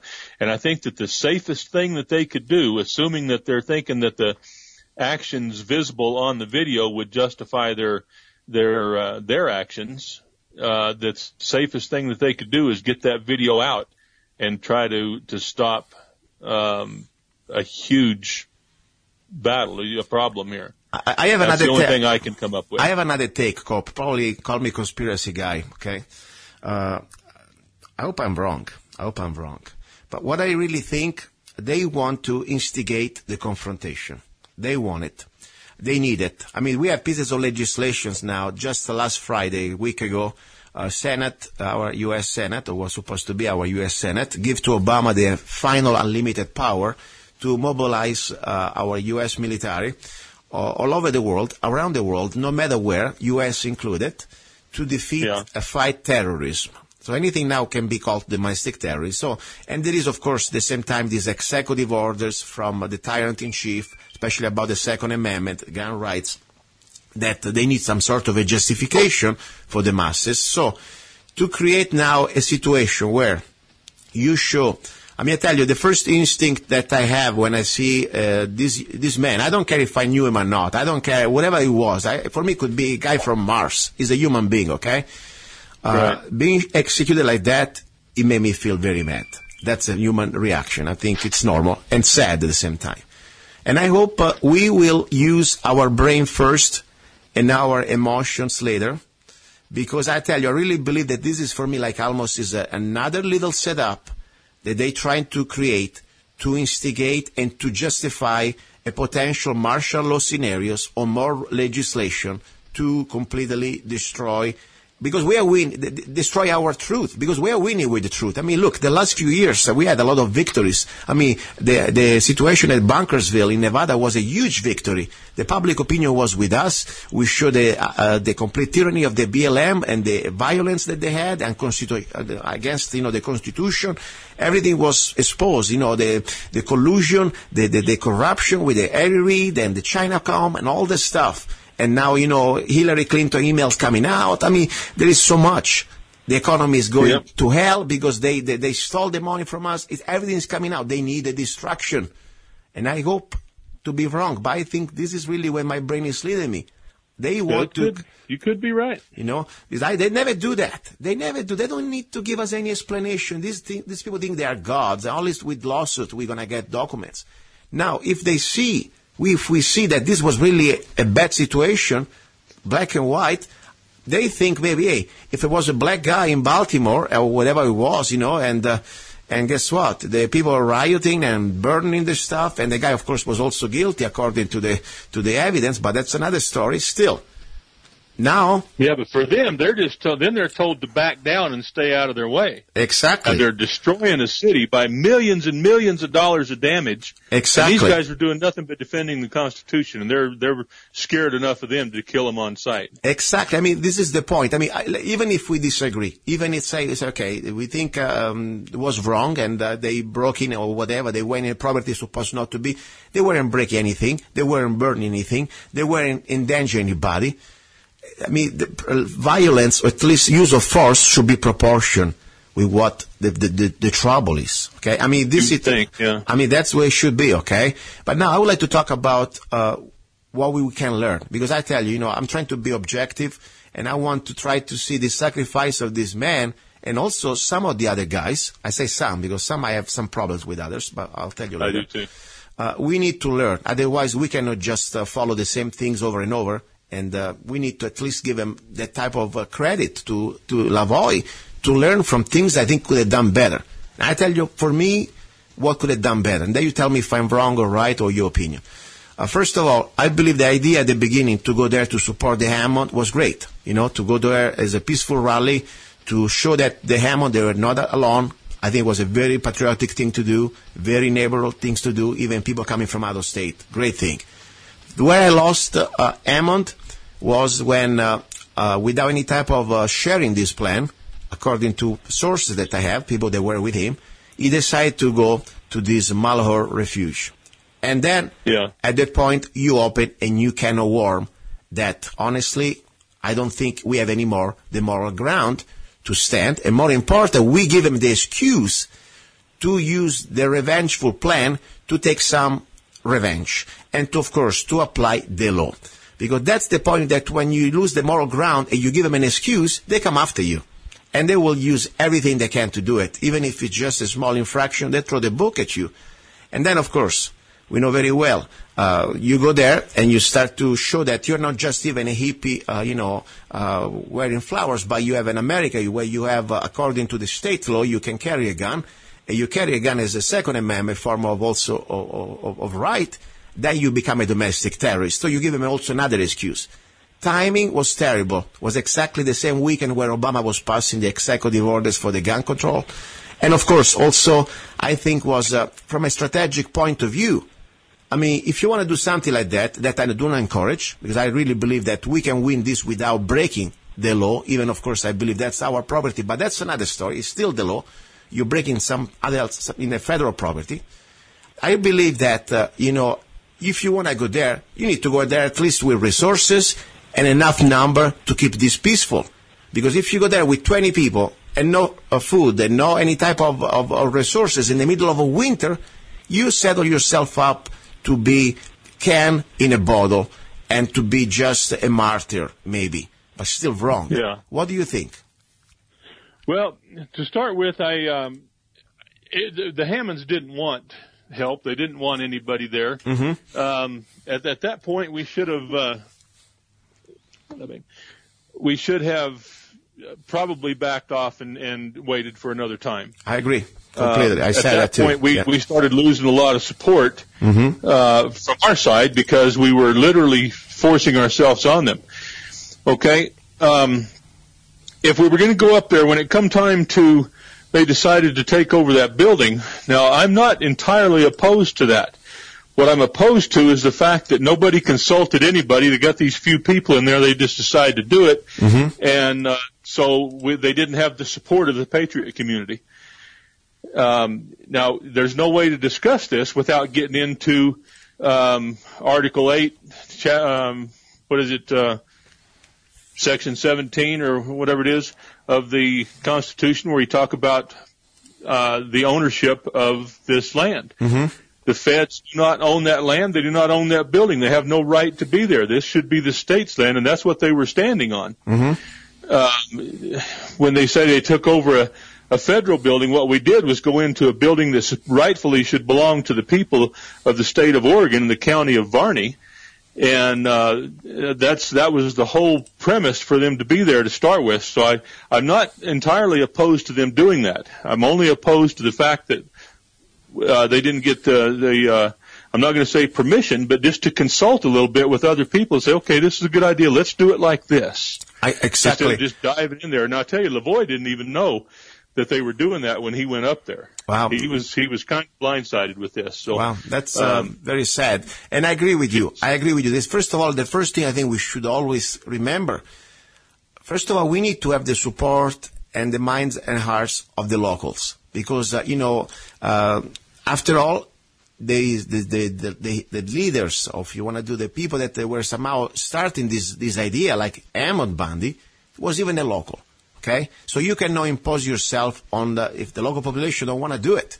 Number one, because this is the basic 101. I mean, after all, here it's a resistance movement. Okay, and we want first of all to educate the people. If we don't have people that understand what's going on, understand the Constitution, understand what we're doing, we look like a bunch of crazy. And unfortunately, you know very well that most of the locals there, 50% of them, they work for the BLM. So let's say they're already pretty much slaves. They don't even want to get involved. They don't want to talk to you about this. They're afraid. And if you don't see that they want to be helped, no, you cannot force people to drink unless they don't want to drink. So I tell you, that for me was the first mistake. And I agree with you. That land, according to the Constitution, the federal government has the right to own. I mean, only a few exceptions, if they need to have armories or if they need to have harbors, military structures, but that's completely we know. But there is also another point, though. Even I agree with you that that's not their right to own that land. If we want to make a stand and if we start to impose ourselves on a confrontation style, the only way you can keep it peaceful if you have, let's say, enough numbers to, like happened, for example, in Bunkersville. In Bunkersville, it wasn't just about First Amendment. It was also about the Second Amendment because they were pointing guns at us. But at the same time, they knew that we were a bunch of slaves and we were ready to stand up. So, but we had enough numbers there because enough people understood and enough people, they were understanding what's going on and they were ready to be part of it. Here with 25 people, you're going to be slaughtered. I mean, seriously, I don't think there was another option there. What do you think? Yeah. You're right, and if we would, that's my point of them not consulting with anyone. If we could have showed up there with 1,000 armed individuals and with an agenda, with a clear, concise agenda to propose to them, and saying this is why we're here, this is what we're doing, and this is what it's going to take to get us to leave, then I think it could have turned out a whole lot differently. And to show up with just a handful of guys there like that and say, we're going to stay here until they do this. Well, what you're going to do is you're going to stay there until they throw a couple of flashbangs in the building, and then that's going to be the end of it. Yeah, and you make yourself a martyr. I mean, that's the only, if you want that, I think it's wrong because our life is valuable. We have families, we have fathers, we have mothers. And more important, I tell you, I don't want to go to that route. I mean, I know that if we can keep pushing with education and with our activism, educating enough people, we're going to reach critical mass. And this illusion of lies that this tyrannical government is imposing on us is disappearing. But they want us to push us in this sort of confrontation because at that point we lose also the moral ground. I tell you, for example, one thing I really think we should do right now, organize communities in every county, in every city, like-minded people who understand that we are next. Today they start with the ranchers. Tomorrow they will start with your little farm or maybe with your little well or wherever you live. They're going to find an excuse to kick you out or take your property. That's the bottom line. So I think this is the time and we will have the moral ground. That's why I say for me, everything starts local. I mean, after all, we are not like a rent mob like they did, George Soros paying people to go to protest. We are local people. We are community people. We live in our counties. We need to, of course, help others if we can. But if the people in Oregon, in that county, they're a bunch of slaves, I'm sorry, move on. Go back to your home and try to organize the people around there to understand what's going on and to create a plan. Because I tell you, I think they're coming for us. We are next. I talked to you about, in Apache County, we are receiving letters from the federal government regarding this Hopi tribe, the Hopi tribe, that they have this new lawsuit. They're trying to claim ownership and rights, water rights, over the Little Colorado River. That means now the federal government is using the excuse of the Indians to claim that the water belongs to them. So if you have a well, I expect pretty soon that they're going to say one day, pretty soon, hey, you must pay your well fees, or maybe you must pay us by the gallons like they do in many other states. You must put a meter. That's going to be another little excuse to do like what they did to the ranchers. So we need to organize now, and we will have our moral stand, moral high ground, to say, you come into my home, you want to treat me like a slave, I'm not going to go with that. And we will stand the ground. But we need to prepare and create numbers right now. What do you think about this idea, creating communities right now to prepare first with education, and then, of course, also with planning on tactical, practical things to defend our properties and lives? What do you think? Am I too extreme? Well, certainly. That's, to me, that's a given. To you and I, we see that, and we don't wonder why everybody's not doing it already. That should be a part of a, constitutionally, we can't make it mandatory, but we should strongly suggest and, maybe offer, bonuses or discounts or whatever to try to get people to get involved in this kind of stuff. But there's just too many people that, they're fat, dumb, and happy, and they're not interested in their money should be spent on bass boats and race cars and condos and vacations and stuff like that, and their time is spent in Starbucks and in front of the television and on the computer. And this other stuff gets in their way. I believe that's not what they're interested in. Cope, the first weapon that we should have is information, because I tell you, education, because people cannot be activated, cannot be involved. They don't want to be involved unless they understand what's going on. If you don't know your rights, you have no rights. If that's the point, that's why I really think is so important. We are winning there. I mean, we're trying to share the information, because regardless what, if one day we're going to face, unfortunately, a hardcore confrontation, we need to have the support and the minds and hearts of the people. I mean, this is basic guerrilla 101. I mean, if you want to win, the resistance must win, even if just 20% of the people will stand the ground. You need to have at least an extra 40 or 50% of the population that will understand what you're doing and support you morally and logistically. So we need to, first of all, I think more important now, continue this job that, we've been doing all these years, but doing even more, and do not try to engage in this sort of confrontation unless they bring it to us. And trust me, they will bring it to us. This is not the point. It's only a question of time, but we need to organize now first to create our community that with knowledge. What do you think about that? Yeah, that was the difference between Bundy and the Hammond deal, is that Bundy had, they had brought it to us. There was already a clear and present danger threat there. And that's why everybody went up there. We created the situation at Hammond's. Yes. And, I think that was the wrong way to approach it.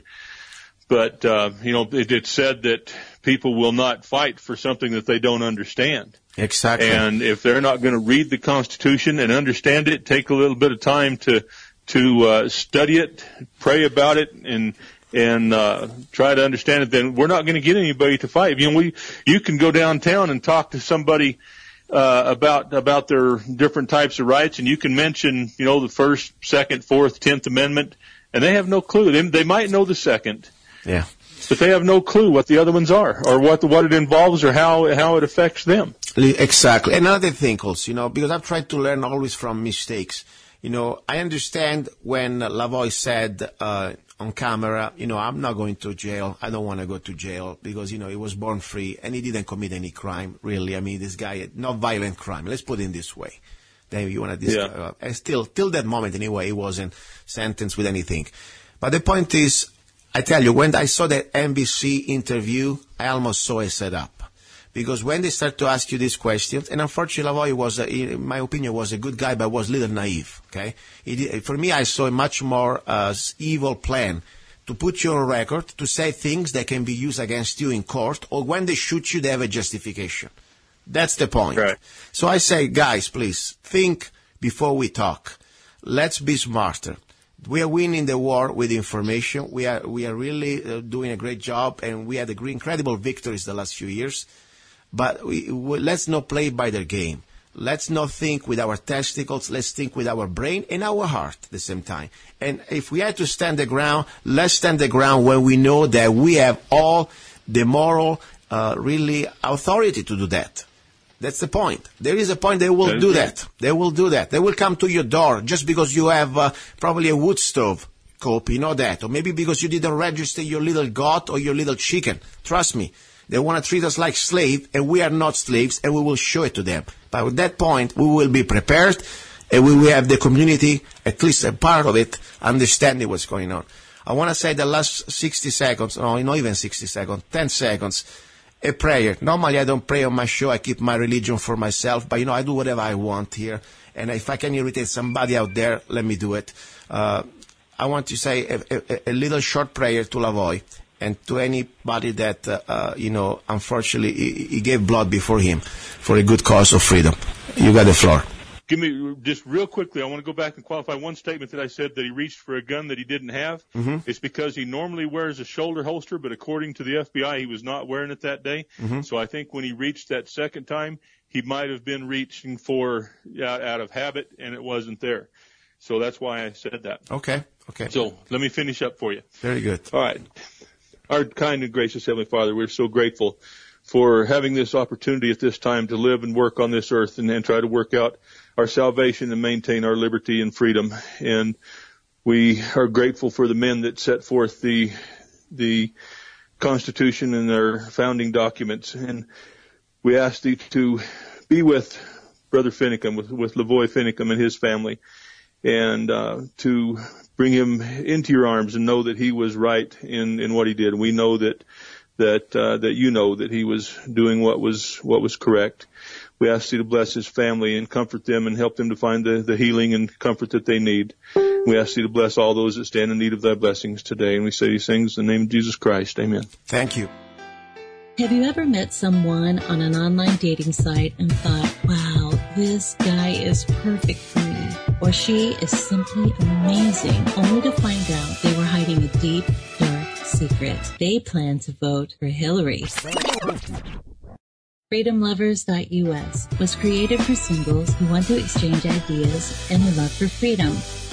People who are looking for solutions to create and defend freedom in the real world, and at the same time, getting that once-in-a-lifetime chance to find their true soulmate. Whether you are interested in meeting your soulmate, making new friends, networking, or hanging out with that like-minded liberty lover, visit FreedomLovers.us. It's the first free dating site and community. So patriots, don't waste your time with other dating sites. FreedomLovers.us is the place where like-minded singles really live. Here we go, guys. You're listening to Love, Guns, and Freedom. You know what? I always say guys. You know what? Guys and girls. Because this is not mostly... I have a lot of listeners that are women. And I want to thank you, by the way. Because this is not a show for guys. It's a show for everybody. Seriously. Anyway, this is the hour about love. And in this hour, I talk about different things. Sometimes we talk about funny things. I try to have a little bit of a relaxing time. I was also planning to sing a couple serenades today. But there is so much going on. What happened in Oregon just a few days ago is still happening, by the way. It's kind of disturbing. And unfortunately, I wish I were wrong. The day after the occupation started, I was on record on the show. Of course, the show was played on Sunday, but I recorded that on Tuesday. And after, with my friend Ken Rhodes, I gave my humble opinion, how I was seeing all this evolving. I didn't see any good end game. But the point is, I will talk more about that after this phone call. As you know, you're welcome to be on the show. Normally, I do not broadcast live from the station for personal reasons. I don't like to go across the river. I don't like to go to California. I'm sorry. Even if it's just a few miles, I hate to cross that river unless I really have to. So anyway, I have the luxury. I can broadcast from my own studio. And normally what I do, I produce the show. So the show is recorded right now, but you still have the chance to be on the air. And I really want to hear your voice. I want to hear your opinion. If you agree with me, I welcome you. And if you do not agree, I welcome you even more. Because maybe I can learn something. Just be constructive. Don't be a jerk. And we can at least have a conversation. That's the bottom line. Now, just to let you know, in case you want to be on my show, it's very simple. You go to lovegunsfreedom.com. You will see there is my email on the homepage. Easy to spot. Send me a quick email. Send me your phone number. I call you back. and I put you on. You can say whatever you want, just stay on the topics. We don't talk about football here. We don't talk about American Idol or stuff like that, okay?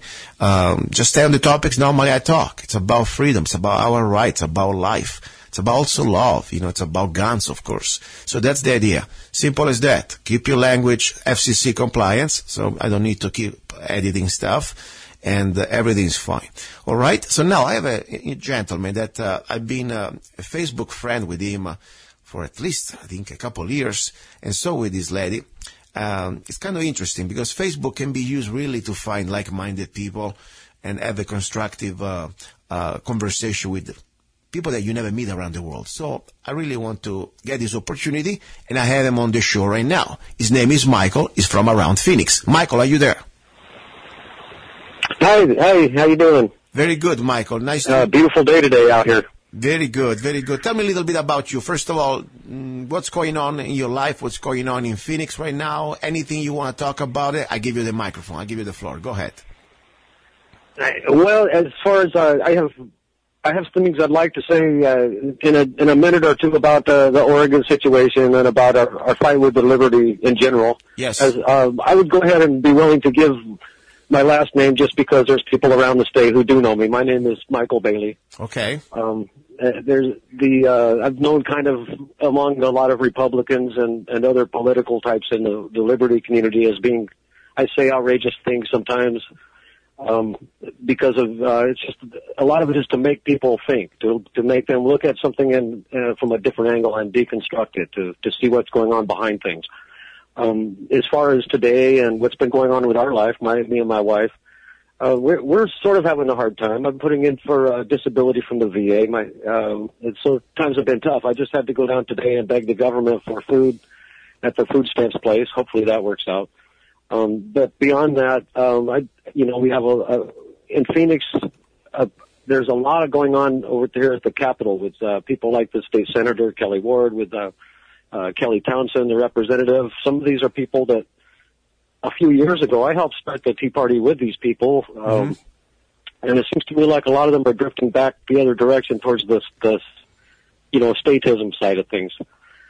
These like the Article 5 convention. I don't like that idea. That's a Soros thing. Just 1 second, Ollie. Talking about that, because you say something I believe and I agree with you. This Article 5 convention that, for example, there are some very famous radio host on network. I think his name Mark Levine. He wrote a book about it and all these things. I have a question. As much as it's part of what the Constitution says, we already have a Constitution that everybody, not everybody, but most of our politicians continue to ignore and laugh at it.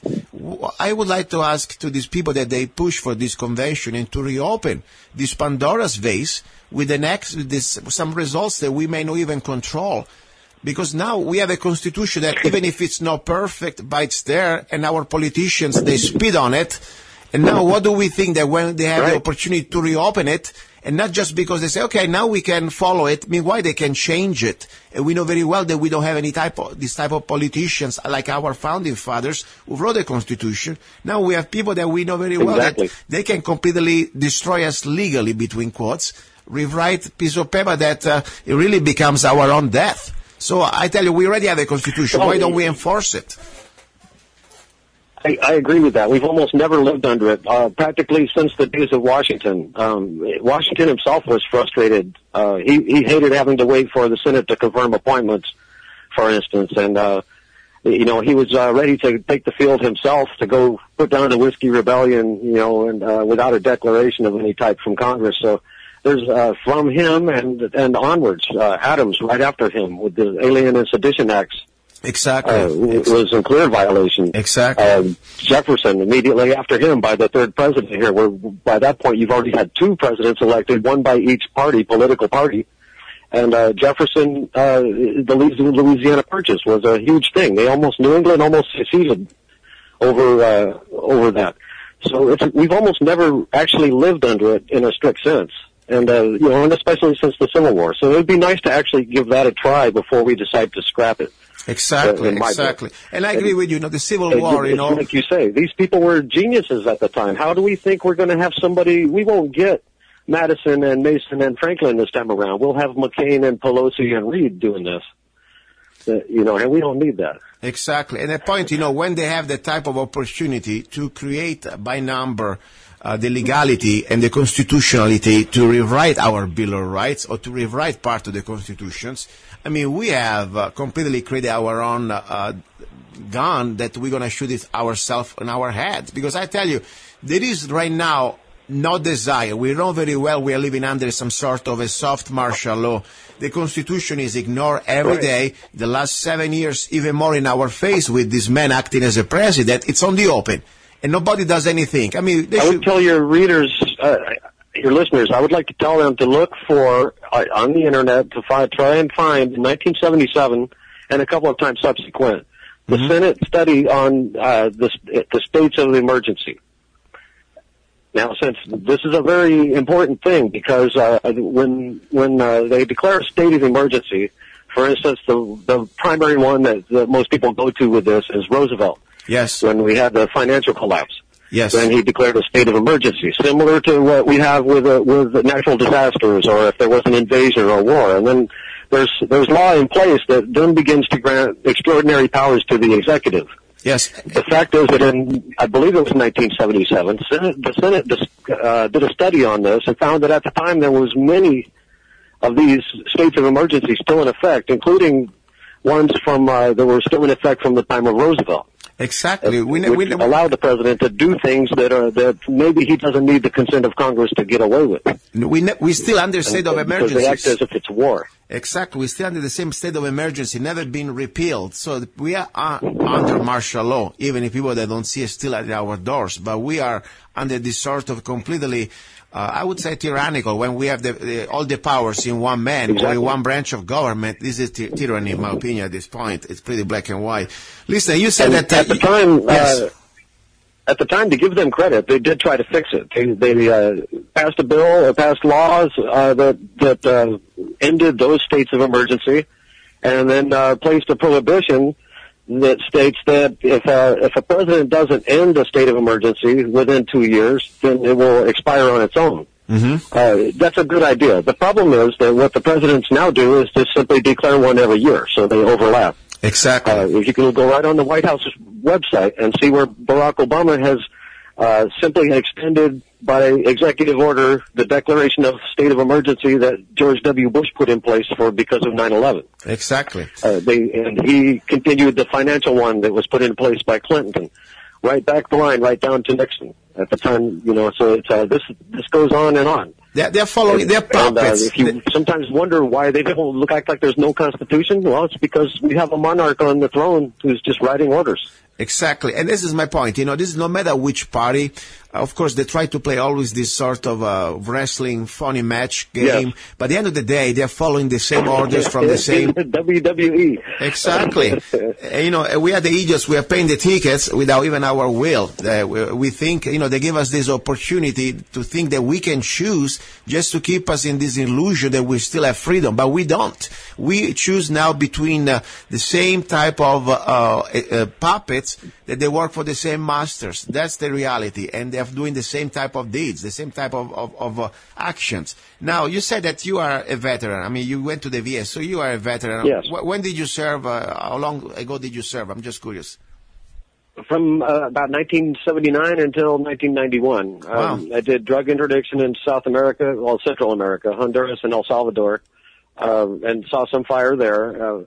My unit was deployed to Panama. I didn't go with them during that war, but my unit went. I also, before that though, under training stuff, did some time in Panama as well, and in Europe. And then was deployed to the Gulf War, actually, after I got out and was a civilian. I was activated by what they call a secretary letter. The Secretary of Defense wrote me a letter and sent MPs to my place of work and activated me for Desert Storm. And so, now I got out after that, and since then, I've had different problems. So a lot of people are familiar with the Gulf War syndrome and what's gone on with those particular veterans. Yes. And it's been a fight since about 1993. I've been going down trying to get into the VA. Finally, over the last year, I've gotten into there and I've begun to get help. But and the care is wonderful. But the problem is all of my brothers and sisters are out there they can't get their foot in the door. Wow. The problem is not so much with the care, which is generally excellent, but most people aren't satisfied. I'm a troublemaker, and I think that's got something to do with me getting, the level of care I've received. But it's just too hard for them to get in there and get anything. They act like they used to tell me it's PTSD. You're imagining it. I have pain over my entire body. So it's just a PTSD. It's something in your head. So we know very well, first of all, that there've been many of times that the government, in this case, the Pentagon or whoever is in charge of the military, is being found that they had to admit, like from the Agent Orange in Vietnam, and then we know the Gulf Syndrome. Exactly. All these people that they were being there deployed in these environments, taking care of. And that followed the same arc in the 90s, where they were denying it, pretending it didn't happen, and after a while, the scientists look at it and go, "Oh, well, then they have to admit it does exist." Yeah, meanwhile you're dead, and then they're going to send you a check when you're already dead. I mean, that's pretty much what they've been doing. I mean, the depleted uranium, it's a fact. Not only it's a very terrible disaster, ecological disasters, and also destroy the lives of the civilians in these areas, but also our soldiers. Exactly. It's an immoral way to fight a war. Yeah. And it ends up in the dust, and dust doesn't respect international boundaries. Yeah, at least which branch did you serve? Was Army? Where did you serve? Which branch? I was Army. Army. I was Army. I wrote a little booklet. I don't even call it booklet. It's like a pamphlet. I call it like a Freedom Manifesto, How to Defeat the New World Order. That is free, by the way. I would like to remind everybody on the internet can go to lovegunsfreedom.com and download it. Okay? I just put out there some humble ideas. Through the years, I've been studying this situation of this global government that is nothing new. It started a long, long time ago, but now we start to really see it materializing it in front of our eyes. And one of the points I wrote was that I know it may sound kind of controversial, but I really stand behind it. Never, if you have a son or if you are contemplating to join the military, no matter if you're in Europe or if you're in America, don't do that. But join or create your local militia or your local neighborhood watch. And I tell you why. Tell me, since you are a former military, tell me if I'm crazy about it or I got something going on. First of all, I really believe that... I'll tell you... Go ahead. Well, as far as not serving in the military, that's where you're coming from, right? My wife was distracting me with something there for a moment. Yes. You said you do not encourage people to serve, correct? No, I tell you why. Because we don't serve anymore, America. Now we serve as a police force for the New World Order. And Michael knew... Okay, I will tell you this. I do agree with you. Yeah. I have 11 years service, proud service. But I do agree with you. My family is very old in this country, and old Irish family, Welsh and Scotch. Mm-hmm. We served in the military, and where the name Bailey comes from the people who were running the security, what they called the Bailey around the castles. Yes. So my family name comes from that. We can trace our history back to military in the old country, and in this country, every generation, going back to the French and Indian Wars, the Revolution, the Civil War, on down the line. We've never had a generation that hasn't served this country in the military. And I made the decision that ends with my son. So 500 years of service. Wow.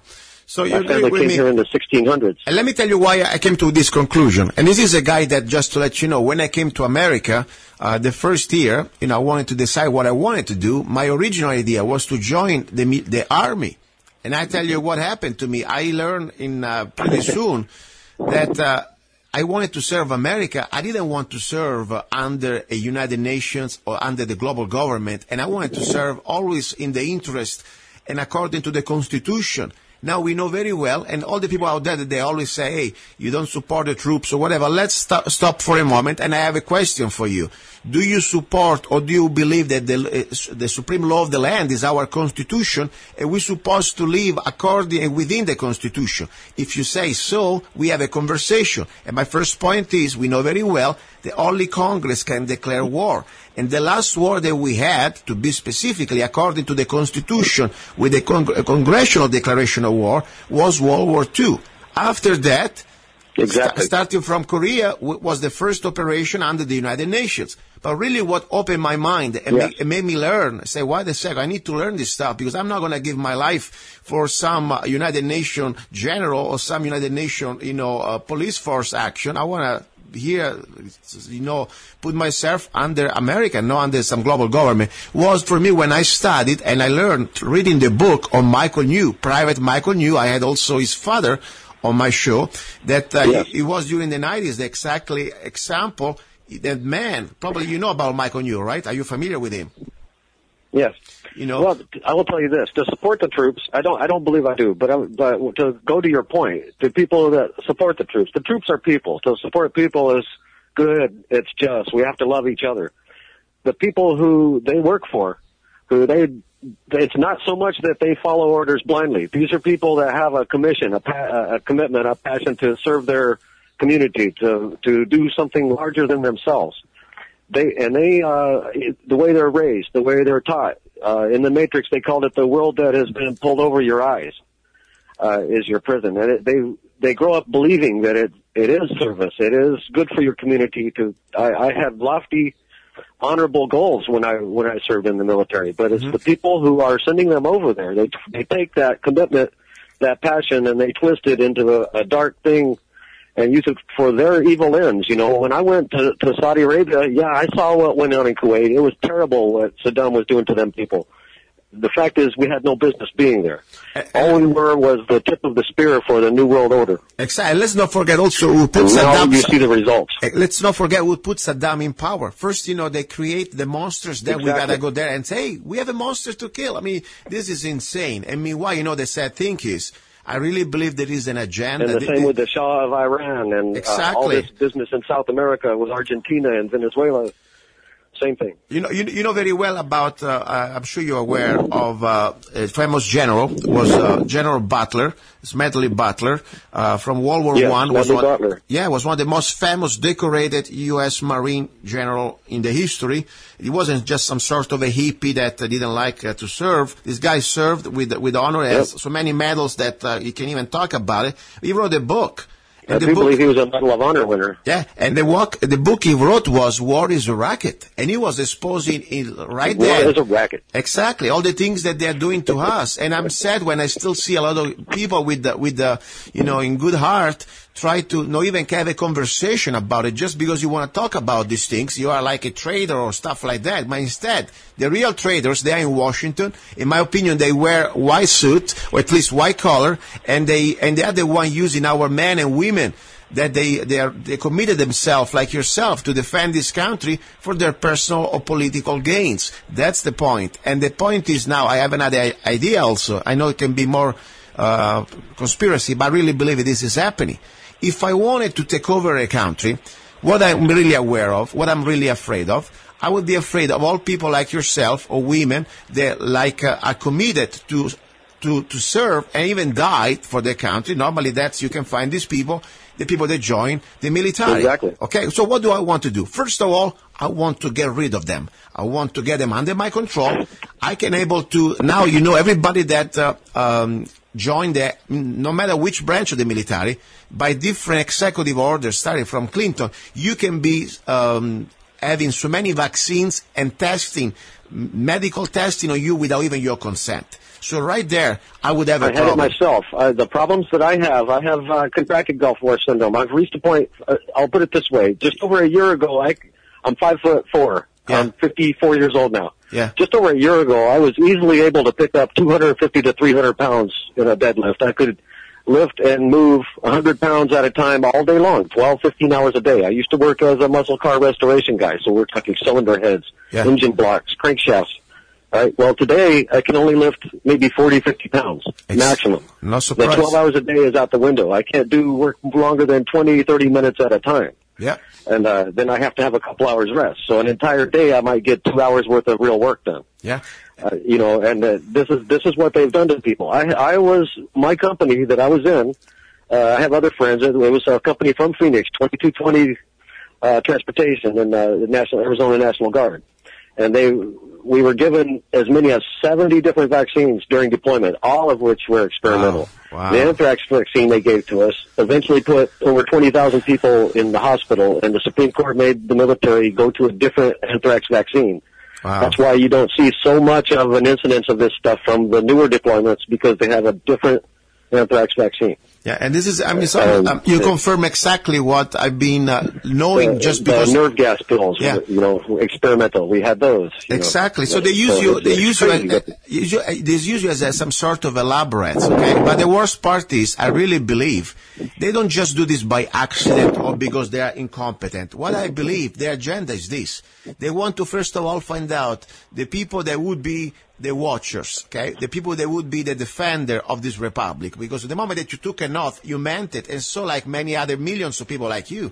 But after they use you for their political and economical racketeering wars, unconstitutional wars, without any type of congressional approval, what they do, they want to dispose you. Because they know the moment that you come back home, and you come back with the knowledge, first of all, that there was a fraud, or you were doing things that they were against our Constitution, or you were serving some sort of foreign government, like when people went to Somalia and had to die, you know, in Mogadishu and all these things under the United Nations. I mean, that's insane. So when you come back home with the understanding and the fraud. over time, you become more mature. You, like you say, you begin to put two and two together when you read something at home and remember something from over there, and then you become more and more educated, more mature. You begin to put the pieces together, and at that point you become dangerous to their system. Exactly. And on top you got the not training. only because of what you can do with a rifle, but because of what you know in your head and the things that you can say. Exactly. And they do move to eliminate you, to hold you down. And a lot of this is deliberate, you know, to, like you say, to eliminate generations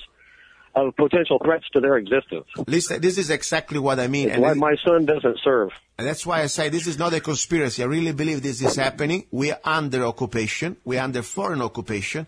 And the last thing they are concerned, that's why they put the federal government, Homeland Security, and all the different agencies now, the last 10 years at least, they put that the veterans, especially returning veterans, they are the most dangerous to national security. They are worse than Al-Qaeda. They, of course, was created by the Pentagon and the CIA. That's another story. But the point is now they have 25 million of you guys. I really believe they want to get rid of you as fast as possible. And it's impossible to believe that we are giving billions of dollars to other countries from, like Iran, this Iran deal. You know, I don't care which president was, if Republican, Democrat, $100 billion. All these countries that hate us with a passion. They give them money, you know, money that could be spent. We have poor people. We have black poor neighborhoods. We have the Indian tribes are starving. We have veterans that are homeless on the streets. We give billions to Israel, to Egypt, to all these other countries that all they do is shoot at each other with all the toys that we give them. And exactly. If we pulled all of our money out, if we pulled our troops out, if we stopped giving them the equipment, they would get tired of shooting at each other once they were starving. This is exactly. We should pull ourselves back and let them come here. The Texas police could shoot them all one at a time. Listen, you know, General Eisenhower, President Eisenhower, you know, as much as he was part of the establishment, he said something very important at the end of his last speech, as address, as his presidential speech before he left office. Be careful about, you know, the military-industrial complex, and it was then. Imagine now. So, you know, that's the point. People like yourself, they want you destroyed. And I really believe that all the resources that we have, because potentially we are giving away to the world, but they don't want to give them to you because they want you as soon as possible on a wheelchair, sick with the same vaccines, with the same type of viruses they gave you 10 years ago. Then now finally, after, you know, we don't know exactly how they work. They may be like a delay bomb. And at the end of the day, they don't want 25 million of men and women ready to stand up for this country, being able to be healthy and independent. They want you dependent on the system. That's the most important thing. They want you sick. When you're sick, you beg. You don't fight. They want to, you know, beg to the same hands. They're going to kill you anyway. So that's the reality. And I'm sorry. I was a good soldier. I grew up on a ranch. I grew up on a ranch as a cowboy, a wrangler. I used to ride bulls. I used to race motorcycles. I worked construction. I was a soldier. You know, I was a strong, healthy man, almost superhuman in my strength, especially for my size, you know. And now I can barely move. They got me against the wall. I'm unable to work. I have a disabled, claim in with the VA. So while I'm waiting on that, what do I have to do? Like I said, today, I have to go down to the government and beg them to feed me. Listen. Food stamps. That's what they're after. A year ago, 2 years ago, I could feed myself strictly if I had to go down here to the river I live by and shoot something and eat it. Now I can't even walk down there.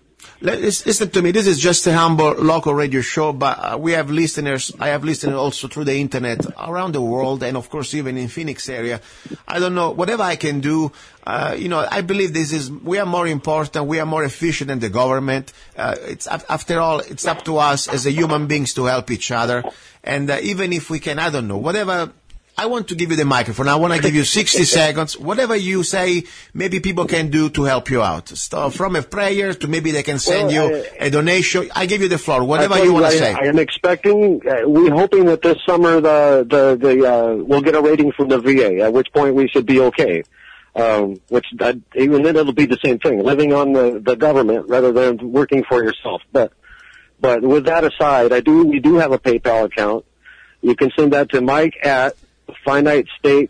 If you have PayPal, and we have a PayPal account there, if you care to make any contributions, that would be helpful. We don't need a lot. About $5.75 a month will pay our rent.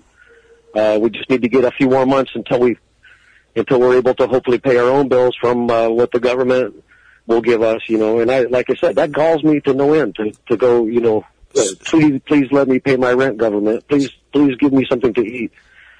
I'm a proud and independent person. It really hurts to have to go ask for help that way. And spell it out again. It's not just me either. I want one thing you can do to help me is to help my brothers. You see a vet anywhere that needs any help. I don't care if it's a ride to the VA, if he needs a pair of shoes. You do for him, and you will do for me. Spell it out, please, again. Say again, spelling the PayPal account, please. And I'll put also on the website, Love Guns Freedom. It's Mike at Finite State, FINITESTATE.US. Okay, and I will put also this on the main page for at least a week or so on lovegunsfreedom.com.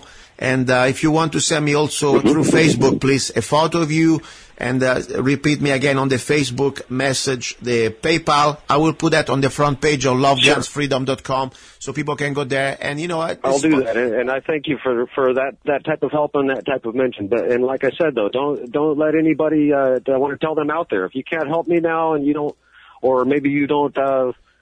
I don't know exactly what I'm saying, but you don't have to necessarily help me to help me. What I want to know is that I've also helped my brothers out there. I see people every day. I live out in the country, around the farm country. I still have 3 homeless veterans that wander my neighborhood. So even though we're in dire straits, we're better off than they are. Wow. One guy lives behind the dumpster over here and thwarted a robbery when he shot at a guy who tried to rob the store. And that's the way he's making himself useful. He's security for the Circle K in the country out here. And also, it's sad that they've reduced us to this kind of existence. And also another thing, sometimes I know that you are limited in the work you can do, but maybe you can work a couple hours or something. So I want to at least, people want to contact you. Maybe they can offer you. I can do illustration. Yeah. I can do illustration. I can do 3D work, like 3D models, CAD things. I have a degree in that. And, I can work on websites for people. I'm a good writer. I can write if you need writing for campaigns or for advertisement or for your business website. I can do those things as well. And you also on Facebook. I do that. Say on Facebook your name exactly so people can find you. So people can contact you through just Facebook. Michael Bailey. MICHAEL Perfect. You'll know when you find me because of right now my avatar is like a cowboy pointing a gun straight out, and it says nope, just like Obama said hope. Very good. So if you search my name and look for that avatar, it'll be an old-fashioned cowboy pointing a gun straight at you. Very good, Michael. Listen, Michael, I want to thank you for sharing your experience and your story. I mean, I pray for you. Help is going to be on the way, and I really believe that there is always the sun after the thunder. Sometimes we have to go face tough times to finally get some sort of relief. There was a proverb, I guess, you cannot reach the... It's very hard for me to ask for help. That's how we got here. Now, before I go, I would like to tie in with this thing in Oregon. Yes, please, go ahead. You were talking about earlier. You said about occupation. I see a lot of talk among liberty and militia types, talking about a revolution and how we're going to have to take them on, and it's important, I think, for people to understand that there are differences, not just in terminology, but in reality. A revolution, when we fought our original revolution, we were against a foreign country that had a long, long logistical supply chain that had to come here and support an effort of invasion. This is not our current situation. As you say, we're under occupation, and that's a whole other thing. Their supplies are here. Their logistics are already in place.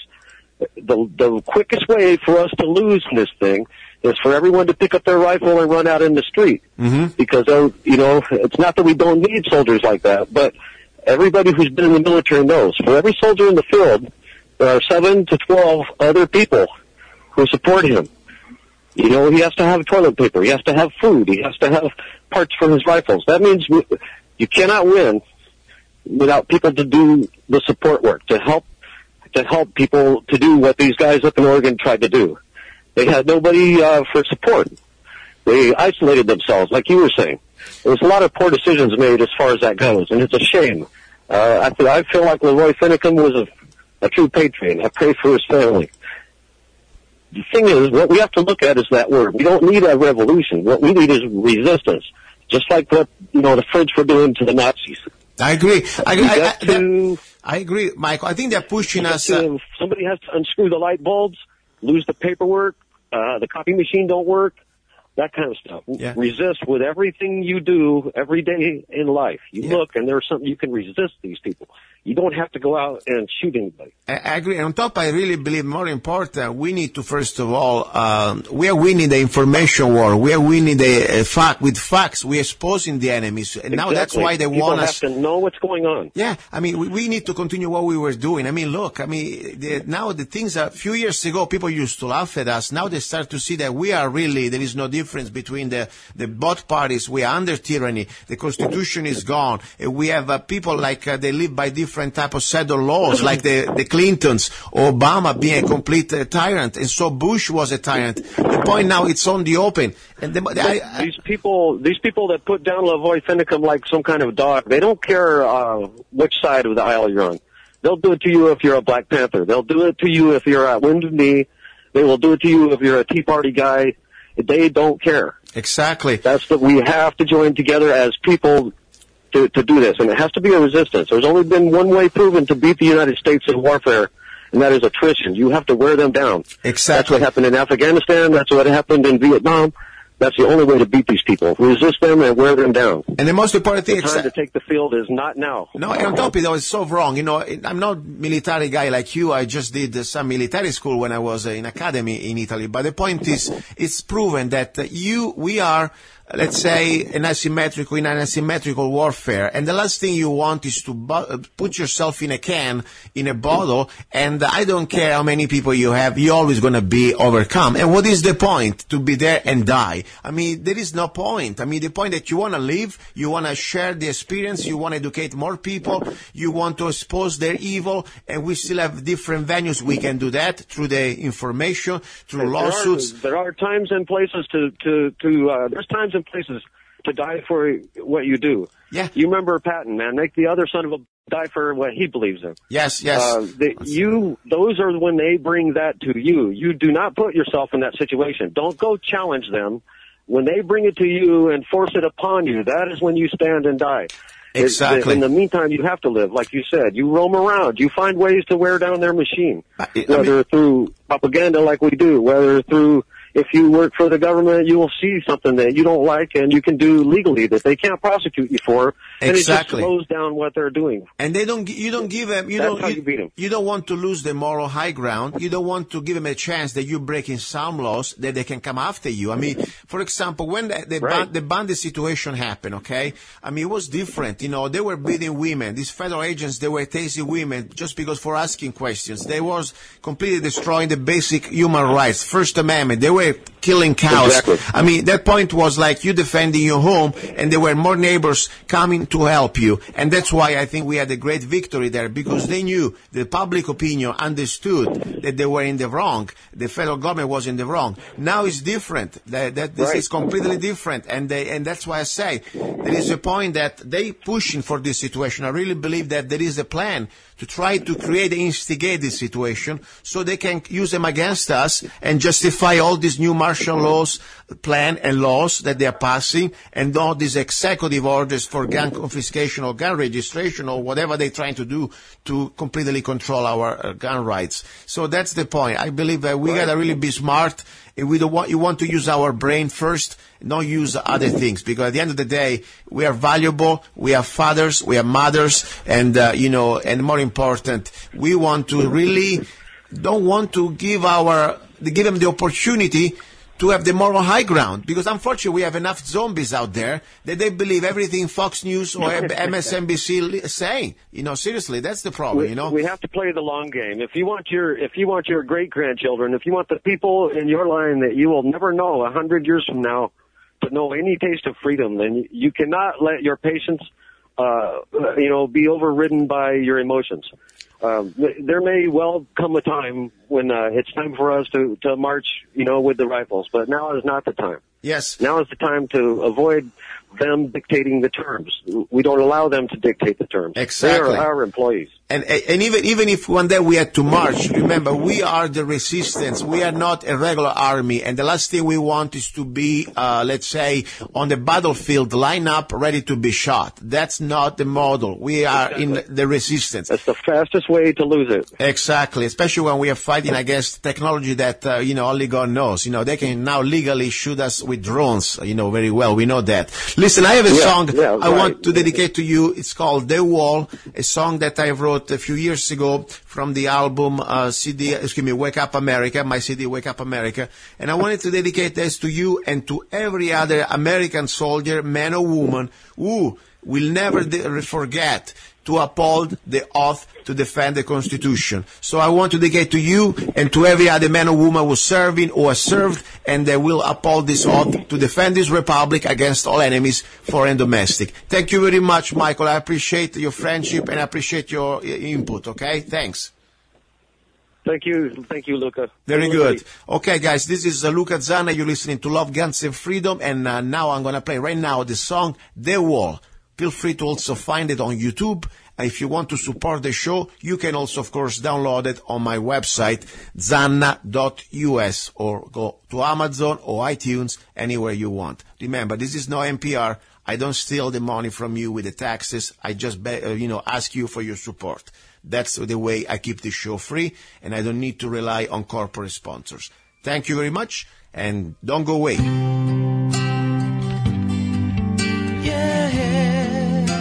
We are the wall. We are the soldiers of the United States of America. We are the wall that divides freedom from fear. We separate your lives from the tears. We are the wall that permit you to have fun. We stand up strong when everybody runs. We are the wall between things never wished to see. We are the wall, and we are proud to be. We are the wall made of tears, blood, and pain. We are the wall, don't make us die in vain. No, play it. Yeah. Okay, this is a breaking news. I spoke before in the first hour with my friend Eric J. Parker from the Idaho 3%ers, and that was a recorded message. We just talked about, unfortunately, what we were fearing, the end game of this situation in Oregon. I hate to be right when we know that the future seems so sad. Unfortunately, just a few hours after we were talking and we finished the recording with Eric, we all know now it's everywhere around the world. We've seen what happened to lavoy-finicum and also to the other people in the cars. But more important now, I would like to focus on Lavoy, that he was killed, in my opinion, was killed really execution style. And if this guy was black, we would have already now the president on the phone calling the governor or calling the FBI and the media and rioting in the streets. Seriously, regardless what this man was doing and his position, you may agree or not. The point is, this is black and white, seriously, and I'm not pun intended. This situation, you can see the video, the guy exit the car with the hand raising his hands, okay? And he starts to get shot immediately. And then he gets shot on the other side. I mean, this is so sad. I tell you, not even a pig deserves to be killed like that. And I don't care if you agree, as I said, with him or not on his political position, on the BLM or whatever. This is about human being cold-blooded, shot when he could have been arrested in another place, in a very much different situation with witnesses. But no, they chose to do this in the middle of nowhere. And I really defend every word I'm saying. I'm disgusted with these individuals who follow the orders to shoot this man. I have also my theory. But forget about theory. I have a guy here that I respect a lot that has been there for 3 weeks witnessing what's going on in Oregon, what's happening in Oregon. His name is Ken from Michigan. And, he's been my guest many, many times here on the show. And I want him back on because, I don't believe anything the media say. I believe what people there can tell me, and I believe what I can see with my own eyes. So beside the video that I want to post also on YouTube, that you can see exactly how lavoy-finicum is being shot, execution style. Now I want to hear what Ken Road from Michigan has to say. Hi, Ken. What do you say, Luca? Good morning. Yeah, I'm very... go ahead, Ken. I'm up here today in Portland trying to run to Pete Santelli's bail hearing. Yeah, I would like to give you my update on it because I'm sure you heard the little 18-year-old girl that she came out. All we could hear was audio talking about what happened, and I believe every word that girl said. I met the girl. I met her family, and now she has to go into hiding because we got such a ruthless government that they would love to kill her to shut her up. Okay. It's a sad day in America. Let's specify more because maybe some listeners don't know. Okay. Yes, there is this girl that she witnessed immediately her version of the facts. That, by the way, for me, it's pretty much corroborated by the video released by the FBI. Can you remind exactly what this girl said and what you know about all this going on? Because you got some very important inside details. I mean, you are there. You've been there. Tell us exactly what's going on. Yeah, I've been here for a month. Everything that girl said, I believe, was 100% true. I'm going to give you her version. She told about how it happened and everything. Mm-hmm. Then now, after that got out, some guy came by her room that he was in the car with Alvin Bundy, and he told a totally different story. And he told Mendel, Jordan, a totally different story. He said, he came out of the car with his hands in the air charging him. He said, that's aggression. So I listened to his story. I listened to it. As soon as he walked out, I told Dale, I said, I don't know who that guy is, Michelle, whatever his name was, Mark Mitchell, I think. I said, he's in on this. Everything he's saying fits the narrative I just heard on the news a half hour before that. Everything he was saying was just like, he came out of the car charging at it. Well, so then the FBI put out their version of it from a drone, and you can clearly see he came out of the car. He's in 3 foot of snow. He's not charging anybody. Yes, he was mad because they shot tear gas into his car with women in there. Yeah. There was 2 women. A guy named Payne was in the truck with him, and he was pissed, but he didn't come out running at him. He's in 3 foot of snow. He could barely walk. Exactly. And let me tell you something. Lavoy was the greatest guy that I ever met. I put him up there with you, Luca, Pete Santelli, the Bundys, all of them. This guy was a great guy. I met his family. I met his wife. I met his kids. I feel like I knew him for years. Here's a guy told me, Kenny, if you're ever in Arizona, I got a ranch there. You come by. Don't you ever rent a room. You come by, there's a bedroom for you and a bed anytime. And I got to know this guy. I sat down and had many conversations with him. Every time I seen this guy, he'd grab me and hug me, shake my hand. I had the most respect for him to see them actually assassinate him the way they did.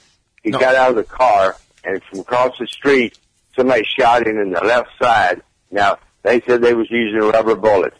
Whether they did or not, I don't know what kind of bullets they used, but he put his hand there. You know, when you get shot, or you put your hand there, because all of a sudden you got pain. And as soon as he did that, and he wasn't charging, still had one hand in the air, come up behind him and blow his head off. Yeah. That is murder. That's assassination. But that's what our government does nowadays. You know, and I tell you something, I want to focus just on this, because the people can say, I think what he was doing was wrong. Fine. This is not about now, before. This is about like now. Any one of us can be pulled over by law enforcement, raising your hands, okay, surrendering, and they shoot you in the face. That's the bottom line. That's the focus. We need to understand that this is no more a due process. This is no more, use of force according to the situation. This is about really have impunity to assassinate anybody they want. And I tell you, I have my own conspiracy that I'm going to share with you. Probably you already know. I met lavoy-finicum like a few months ago in Mojave County. It was about September. And we had an interview. I will post it again on lovegunsfreedom.com. And he was doing an incredible stand against the BLM in Mojave County to try to regain control of the land, give it back to the county, give it back to the state. He did not want to just be a freeloader, as he used to say. He wanted to pay the grazing fee, the grazing fees for his cows to the county, no more to the BLM. And I think he had an incredible stand. He could have really made a great success. But more important, the BLM wanted his ranch too. They want him out because there is uranium even here. They want all out. This is Agenda 21. So I tell you, I really believe that this, in my opinion, there must be some order from above, because no way they pick on him, and he was a marked man. And the moment that he got out of the car, he didn't have a chance. Seriously, that's the way I look at this. I hope there's must be an investigation. We must see exactly who are these people. I want the name released. These people, they are not above the law. They are public servants, and I want to know their names. I want to know exactly the video cameras that they were on the street. They want the close camera that the agent has. We want to see those. We want to hear the audio, and we need to see all the forensic. And we better have something really happening, because I tell you, I start to believe, and this is my opinion, what do you think? They release this video so fast. Normally, you know very well, the FBI hides video, like 9/11, the Pentagon. You had to sue them for 2 years to get a couple of shots, a couple of video frames. This, they release it immediately. I believe this is they're doing. They're trying to do it just to instigate violence. What do you think? I don't know why they're doing it, Luca, but here's the thing yesterday. The girl said they shot into the car and they shot the car. Mm-hmm. Okay, I went down to the towing company yesterday myself. I drove down there, and the guy that towed it in, I asked him, "Could we see the car?" His response was to me, "The only way you're going to see this car is if you're the registered owner." I said, "The registered owner's dead." He says, "That's telling you you're not going to see the car." Wow. That was right from the towing company. Wow. So why are they hiding his truck? Why are they hiding Lavoy's truck for? We'll never see that truck, because he did run from them.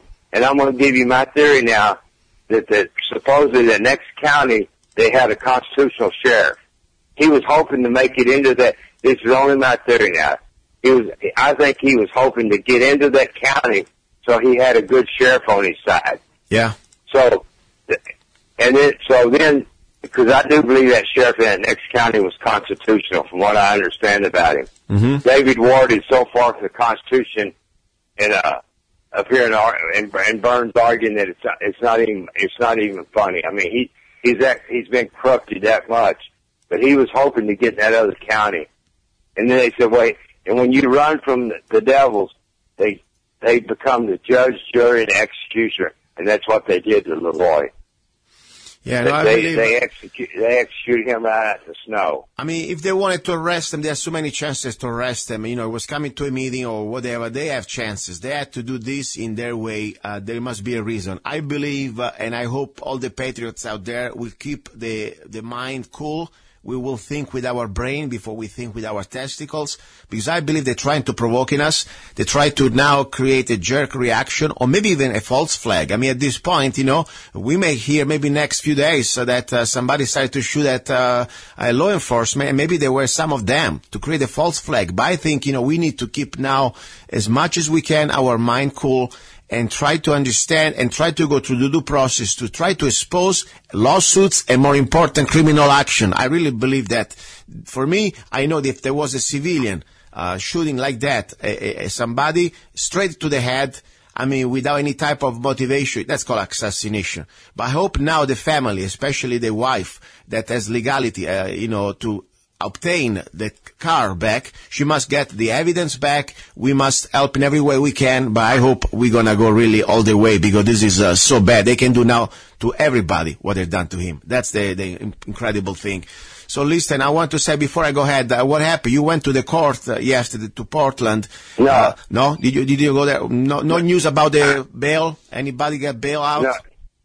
No. Today we go for Pete. Okay. So we're in Portland, Oregon right now. Okay. But I'm going to tell you, I was talking to Lavoy. I got to know this guy pretty well, and I was talking to him about the target individuals, and, you know, that's most dear to my heart.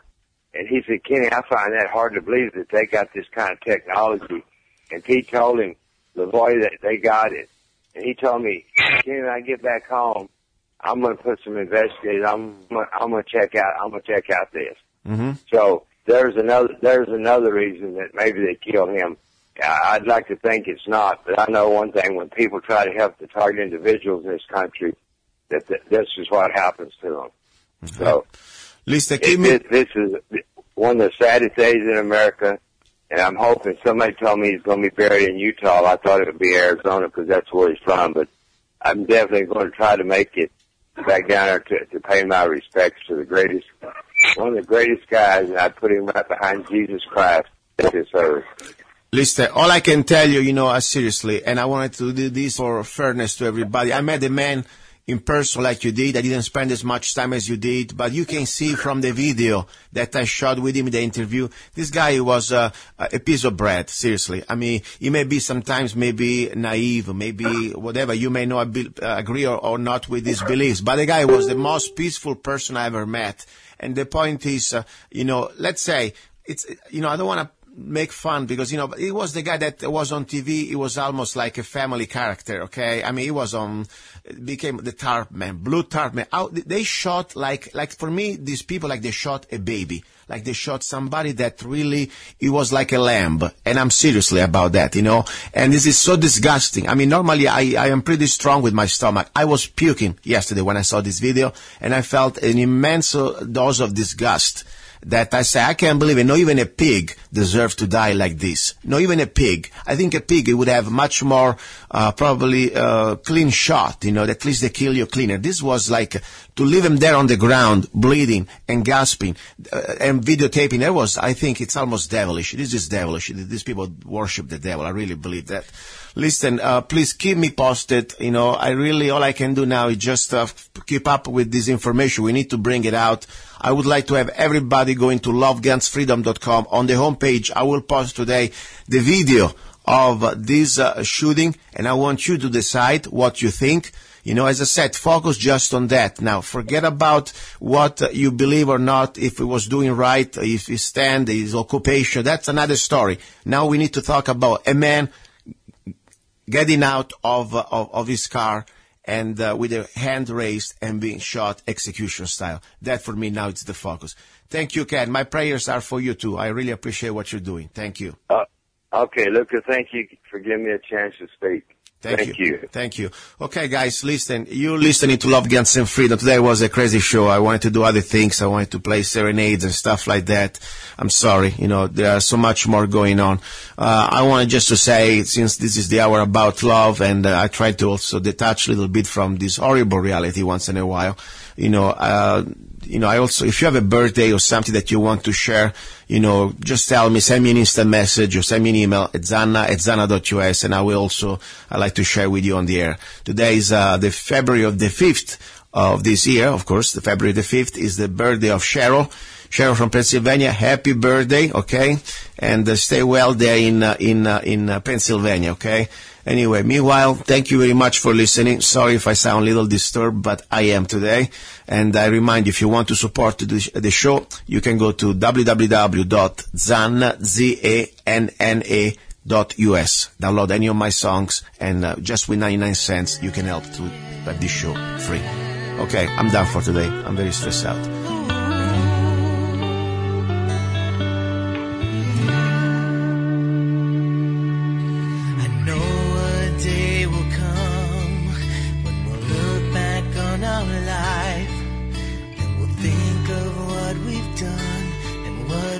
Tried. There's more than we can see.